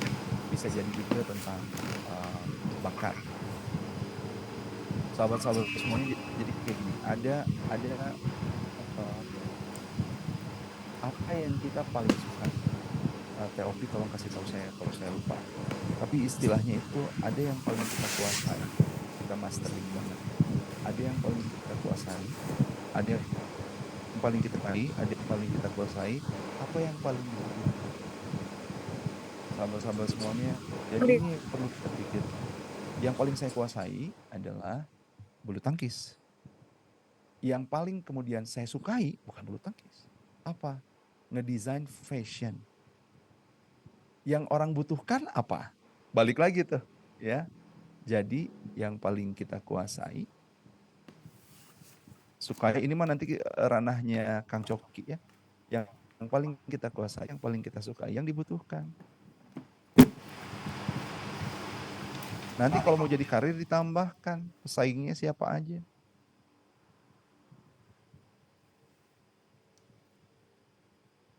Yang paling saya kuasai adalah bicara. Kang Hari ini ya, bicara. Yang paling saya sukai adalah ngajar. Dibutuhin nggak? Apa yang paling dibutuhkan? Yang paling dibutuhkan adalah mindset, misalkan. Pesaingnya siapa aja yang udah ngomongin ini? 1, 2, 3. Apalagi yang paling saya kuasai kedua adalah lead. Yang paling saya sukai kedua adalah masak. Yang paling orang butuhkan adalah misalkan role model. Saingnya siapa aja. Ini cari yang banyak. Yang paling saya kuasai adalah saya nggak banyak penguasaan saya. Misalkan nyanyi, nggak juga nyanyi. Oke. Oh ini yang klasiknya. Sahabat-sahabat semuanya yang tadi hilang apa ya. Jadi apa yang paling saya kuasai, apa yang paling saya sukai, apa yang orang paling butuhkan. Pesaingnya siapa? Kalau nanti kita udah nyoba, apakah ini sekedar pelarian ataukah saya benar-benar enjoy di dalamnya? Nanti kita mainkan state of flow. State of flow itu tadi malam kah dibahas atau saya lupa itu dibahasnya di mana. Tapi kayak gini teman-teman, kita itu dibilang state of flow itu kemarin ya ketika pas ini kayak ya state of flow. Genius teman-teman. Genius itu ketika apa? Ketika kita suka banget ngelakuinnya sampai kita frameless, waktunya itu jadi frameless. I love it so much. Jadi waktunya yang panjang jadi kerasa pendek, waktunya yang pendek jadi bermanfaat banget. Cari itu. Sahabat-sahabat, dan yang kedua adalah bermanfaat. That's the meaning of genius. Kak Gaida bulu tangkis, suka banget bulu tangkis sehingga waktunya nggak kerasa. Cepet banget berlalunya. Kalau sebentar juga kayaknya asik aja. Dan kemudian punya manfaat buat banyak orang. That's genius. Your genius in bulu tangkis. Sahabat-sahabat semuanya, ada genius in cook, ada genius in parenting, ada genius in robotik dan lain sebagainya. Suka, yang sukanya membuat time jadi frameless banget. Kang Hari, saya suka banget rebahan. Dia bermanfaat nggak buat orang? Kalau nggak bermanfaat, nggak genius, itu sekedar rebahan doang. So, ini akan jadi waktu yang sangat panjang, kata Kang Coki kemarin semalam, kata Kang Coki kemarin malam itu. Ini bisa berapa waktu yang Anda butuhkan untuk mencari minat dan bakat Anda. Ada cara yang mudah, ngedownload terus nyari. Ada cara yang kemudian sudah ngedownload aplikasi, mencari apakah itu MBTI, apakah itu kemudian apapun namanya itu, tes minat dan bakat itu, setelah itu diuji cobakan. Tapi balik lagi, buat daftar keinginan. Siapa tahu yang Anda benar-benar inginkan itu belum kemudian Anda dapatkan saat ini, padahal Anda bisa banget. That's why RKU itu dimulainya dari minat dan bakat. Mudah-mudahan makin keren ya dengan RKU yang nanti udah jadi. Gitu, Kak Gaida. Atur nuhun Siap, pisan. terima kasih banyak Kang Hari. Tuh Baik, teman-teman kalau alhamdulillah. mau ke Montreal udah ada temen tuh di sana sekarang. Siap Kang, ditunggu. Insya Allah. Kemarin Kang Hari bicara untuk UK, teman-teman pelajar di sana PPI di UK. Oh, gitu. Ketuanya salah satunya di Edinburgh juga ya, tapi nggak ketemu sama Kang. Oh, insya Allah. Mudah-mudahan nanti bisa sama Amin. teman-teman di Insya Allah. Kanada. Masih ada waktu Kang? Nah, paling mungkin satu pertanyaan lagi ya. Siap. Itu silakan Teh Salsa. Teh Salsa. Terima kasih Kang Haris atas materinya hari ini dan makasih juga Kang siapa tadi ya Marzuki udah dikasih kesempatan. Salam kenal semuanya, aku Salsa dari EC31 EC Jabodetabek. Iya, seangkatan kita Kang. Begini Kang, tadi kan sempat bahas soal minat ya sekilas gitu. Terus bisa jadi apa yang kita jalani sekarang, kuasai sekarang dengan apa yang kita sukai itu bisa beda gitu kan. Nah, aku ada keresahan sedikit concern gitu. Gimana cara bedain kesukaan yang kayak minat yang emang kayaknya ini gue banget gitu. Itu bukan dari ego, bukan sekadar ego atau bukan sekadar yang dari masa lalu belum tercapai gitu kan. Ada nggak sih indikatornya gitu. Terus sama apa ya? Itu dulu sih Kang. Itu dulu deh, takutnya Siap. beda Thank topik you. ya. Makasih Kang. Thank you Kak Salsa. Ini nanti yang akan menjawab ranahnya Kang Coki ya. Jadi kalau sama Kang Hari ini mas pengalaman Kang Hari aja. Teman-teman ada nggak sih minat dan bakat? Minat atau kesukaan banget yang itu tuh bukan kita bisa berhasil mengetahuinya bahwa itu bukan dari ego. Bisa banget tuh. Bisa banget kita kemudian melihat punya indikator. Ini ego saya kah yang berbicara seperti ini? Ataukah ini benar-benar minat saya dan saya suka di dalam. Teman-teman, Kak Hari sebelum menemukan mengajar, itu tuh punya minat yang lain. Apaan? Jualan. Ya, aku suka banget jualan. Aku suka banget marketing. Dan kemudian menggilai jualan. Sahabat-sahabat semuanya, tetapi ketika Kang Hari jualan, orang kiri kanan Kang Hari resah. Karena terlalu berani ngambil resiko, kemudian terlalu ambisius, gampang ditipu sama orang lain. Terus Kang Hari bertanya sama diri sendiri, apakah ini minat yang benar-benar aku minati dan aku nikmati? Ternyata enggak. Iya aku punya minat. Kenapa minat itu muncul? Karena aku pengen balik kaya, pengen jadi orang kaya, kayak gitu. Pengen seperti dulu si bokap sebelum bangkrut gitu ya, pengen membuktikan ke orang-orang yang pernah bilang gak akan bisa lu, sini gue buktiin. Nah ketika ada energi itu, kemudian Kang Hari jadi sadar, ini energi yang force, ini energi yang menekan, bukan energi yang empowering. Force itu ingin membuktikan, mencari validasi dari orang lain, sehingga itu munculnya ketertekanan ya, tekanan, jadinya stres yang banyak. Kalau kemudian si minat itu kemudian I love, terus orang kiri kanan kita juga support ya, tapi dengan batasan-batasan yang mereka tahu, saya tahu, kemudian kita jalan, itu empowering banget. Itu empowering. Gitu. Kita nggak pernah tahu, tapi ya, sebelum kita ngejalanin, sebelum kita kepentok bahkan. Jadi abisin itu jatah kepentoknya. Ini saya ini dari ego saya kah, ataukah muncul dari sifat-sifat yang baik saya gitu, yang ingin berkontribusi.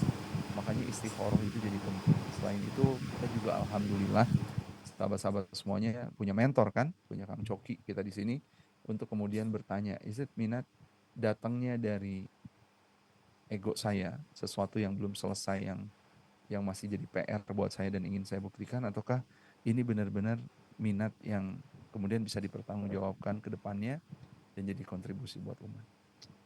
Nggak bisa dibahas sebentar, panjang. Tapi Satu lagi mari kita saling terakhir banget. memahami. Ini soal Kang Hari sih. Aku mau nanya personal, lebih ke personal sebenarnya. Kayak Oke. satu nih terakhir. Suka banget respon. Yang tadi Kang Hari bilang, kalau Kang Hari masih dalam finalisasi lah gitu lah ya. In making ya. In making. Kita semua lah gitu. Eh, apakah dari Kang Hari itu ada perasaan fear yang too much gitu loh? Kayak, aduh, gue takut nih, tapi gue yakin sih sama RK gue, cuma kayak, is it right or not? Tapi takut banget gitu. Gitu, coba Kang. Makasih, Kang. Ada, fear itu ada guys. Ya ada, fear itu ada. Fear itu kan bagian dari emosi kita. Emosi kita kan kalau Kang Zain ngajarin tuh, emosi itu ada 5 dasar emosi yang di inside out lah ya. Ada fear, ada happy, ada gele, ya, disgust, ada what else, angry, ada sad, gitu 5. Sama dengan emosi yang lain, dia berfungsi sebagai tanda, sebagai sign. So, kalau fear muncul, itu tanda dari apa? Tanda dari kita hidup terlalu di masa depan. RKU itu kan hidupnya untuk eternity, untuk infinite. Tapi kita hidup di sekarang. Itu yang perlu kita pikirkan. Apa yang kita takutkan di masa depan sehingga kita perlu mempersiapkannya di hari ini. That's why emotion come. Itu sebabnya kenapa emosi hadir, exist. Karena Allah pengen kita bersiap. Diciptakanlah rasa takut itu supaya kita punya persiapan untuk kedepannya kayak gimana. Jangan terlarut di rasa takut. Artinya kita hidup terlalu di masa depan. Gitu. Kang Hari ini sekarang ya, Kak Sal, punya sengaja menghutangi diri kurang lebih ada sekian M lagi lah untuk membeli sebuah lahan, yang lahan itu tuh pengen dijadikan, Kang Prima apa istilahnya, tolong bantuin aku lupa, ingin dijadikan kembali apa ya, lahan yang kemudian permaculture, bagaimana kita menanami alam bumi pertiwi ini dengan cara tanam yang baik, yang membuat tanah kita itu kembali menjadi mulia gitu. Itu tuh ya Allah, itu tuh kayaknya ngibul banget deh ya. Orang-orang sedikit banget percaya. Sahabat-sahabat semuanya, sampai Kang Hari harus bilang sama istri Kang Hari, izinkan aku untuk bermain di sini. Gitu. I'm fear about it. Aku takut itu jadi apa enggak. Tapi ya sudah, cukup saja. Ikhtiarnya dioptimalkan karena saya hidupnya masa sekarang. Supaya apa? Supaya permaculture-nya mulai berjalan dari sekarang. Nanti teman-teman main ya ke lahan itu. Ada di Cilengkrang, sahabat-sahabat semuanya di dekat pesantrennya Ustadz Hanan Ataki. Apakah fear itu ada? Ada. Tapi pakai banget? Ada aja. Nggak pakai banget. Ya. Mari kita jalaninya bareng-bareng. Supaya takutnya dijalanin bareng-bareng. Takutnya nggak kerasa-kerasa amat. Gitu guys. Baik, alhamdulillah tidak terasa hampir jam 10 malam ya. Namun karena kita dibatasi oleh waktu, mungkin dari Coach Hari bisa menutup dengan closing statement sebelum kita tutup. Makasih Kang Marzuki, makasih teman-teman semuanya untuk sudah hadir. Makasih teman-teman saya yang dari kantor yang sudah mau ikutan membuat RKU ya, renewing lagi, memperbaharui lagi life purpose kita sama-sama punya. Mudah-mudahan Allah ridho sama RKU kita karena kita ikhtiarkan RKU ini sadar banget sama ya Allah, hidup saya itu bakalan eternal banget, hidup saya itu berperan panjang banget, infinite banget. Maka saya perlu punya RKU yang kuat untuk nanti di yaumil akhir dengan membuat diri kita ya jadi all out selama kita hidup. So teman-teman, kalau RKU-nya benar, saya gini, kemarin saya sempat obrolin sama Kang Iksan kalau nggak salah, atau siapa yang kemarin minta tentang journey of life. Saya tuh ngomong sama Kang El kayak gini, Kang El kapan tidurnya ya? Kang El sampai sariawan lama itu pasti kurang istirahat. Persepsi saya, suudzon saya. Tapi kok bisa ya orang jadi kayak Kang El gitu. Menghubungi guru-guru internasional supaya bisa ngajar sama kita. Terkoneksi dengan lembaga-lembaga internasional supaya kita kemudian jadi punya guru yang memperhebat kita. Meanwhile dia juga lagi riset juga S3. S3 di Indonesia aja ruwet. Ini S3-nya di Edinburgh, Masya Allah. Yang nggak ruwet itu cuma di UI aja kayaknya S3-nya jalur khusus. Astagfirullah. Di record ya, nanti di take out ya recordnya yang itu ya. Sahabat-sahabat semua, Kang El lagi riset, Kang El ada kewajiban beliau secara personal, membuat network yang seluas-luasnya. Dan Kang El, my question is, kapan dirimu tidur? Dan pantas Kang El nggak tidur karena Kang El punya RKU yang jelas banget. Kang El cuma ngebahasnya kayak gini, dikit. Kang Hari, orang-orang terdahulu, mereka itu berperang sambil mereka belajar. Mereka itu berperang, mereka itu belajar, mereka itu membuat buku, membuat kitab. Dan bisa. Kehidupan personalnya baik-baik aja lagi sama keluarganya, sama istrinya, membuat anak-anak generasi Islam yang juga kuat dan lain sebagainya dan lain sebagainya. Teman-teman, apa ya? Serius dengan RKU kita ya. Serius dengan RKU kita. Mudah-mudahan RKU kan baru rencana ya. Rencana itu akan makin mulia setelah kita mengeksekusinya. Tapi baru niatnya aja itu udah jadi pahala. Apalagi kalau kita eksekusi. Kita genapkan ikhtiar kita supaya itu jadi rencana yang tereksekusi. Satu lagi dari saya. Jangan pengen ngalahin orang lain. Capek. Itu finite mindset. Tega Ida boleh mikirin itu lagi main badminton, kudu mikirin itu. Tapi di luar itu, kita lagi bermain infinite. Mulailah berkolaborasi. Kolaborasi itu adalah jiwa yang hilang dari Indonesia. Gitu teman-teman semuanya. Terima kasih. Assalamualaikum warahmatullahi wabarakatuh. Waalaikumsalam warahmatullahi wabarakatuh. Ya, terima kasih sekali kepada Kang Hari yang telah menyampaikan materi yang sangat luar biasa. Semoga kita semua mendapatkan manfaat dan kita amalkan dalam kehidupan sehari-hari. Baik teman-teman sekalian, sesi terakhir yang bisa kita melakukan foto bersama. Silakan yang belum on cam bisa on cam terlebih dahulu ya, untuk melakukan dokumentasi ya.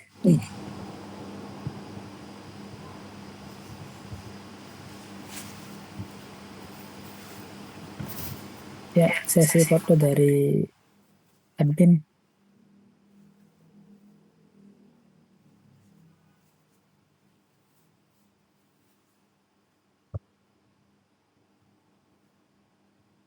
Baik, udah on cam.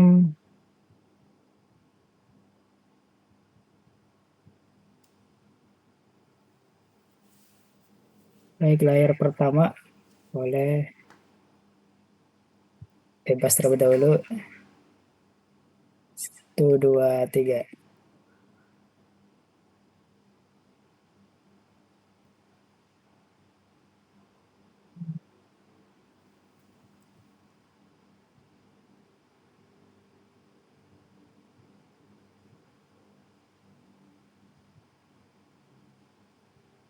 Ya, yang kedua 1, 2, 3. Melesatnya dong, melesatnya. Tah, gitu.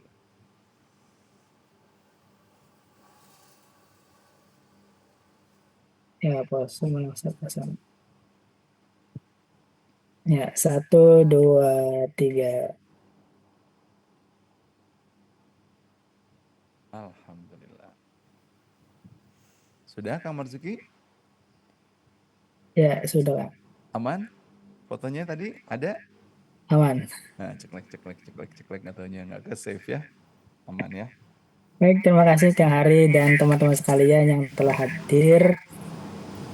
Semoga kita mendapatkan ilmu yang bermanfaat dan kita selalu semangat untuk sesi-sesi selanjutnya ya.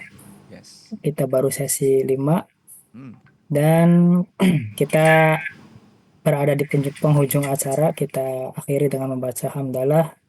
Alhamdulillahirabbil alamin, doa kafaratul majelis. Subhanakallahumma bihamdika asyhadu an la ilaha illa anta astaghfiruka wa atubu ilaik. Baik, saya Marzuki, Headset 31, pamit undur diri. Terima kasih. Mohon maaf atas segala kekurangan. Terima kasih atas segala partisipasi dan perhatian. Mohon maaf. Sekian, wassalamualaikum warahmatullahi wabarakatuh. Waalaikumsalam warahmatullahi wabarakatuh. Recording Terima kasih, stop. Kang Terima Marzuki. kasih. Kayak Kang Rahman Hari. nuhun. Makasih Kang Hari. Sami-sami Kang Firdaus. Kasih Kang. Thank you Om Prim. Nuhun Kang Hari. Hati-hati di jalan. Izin live ya.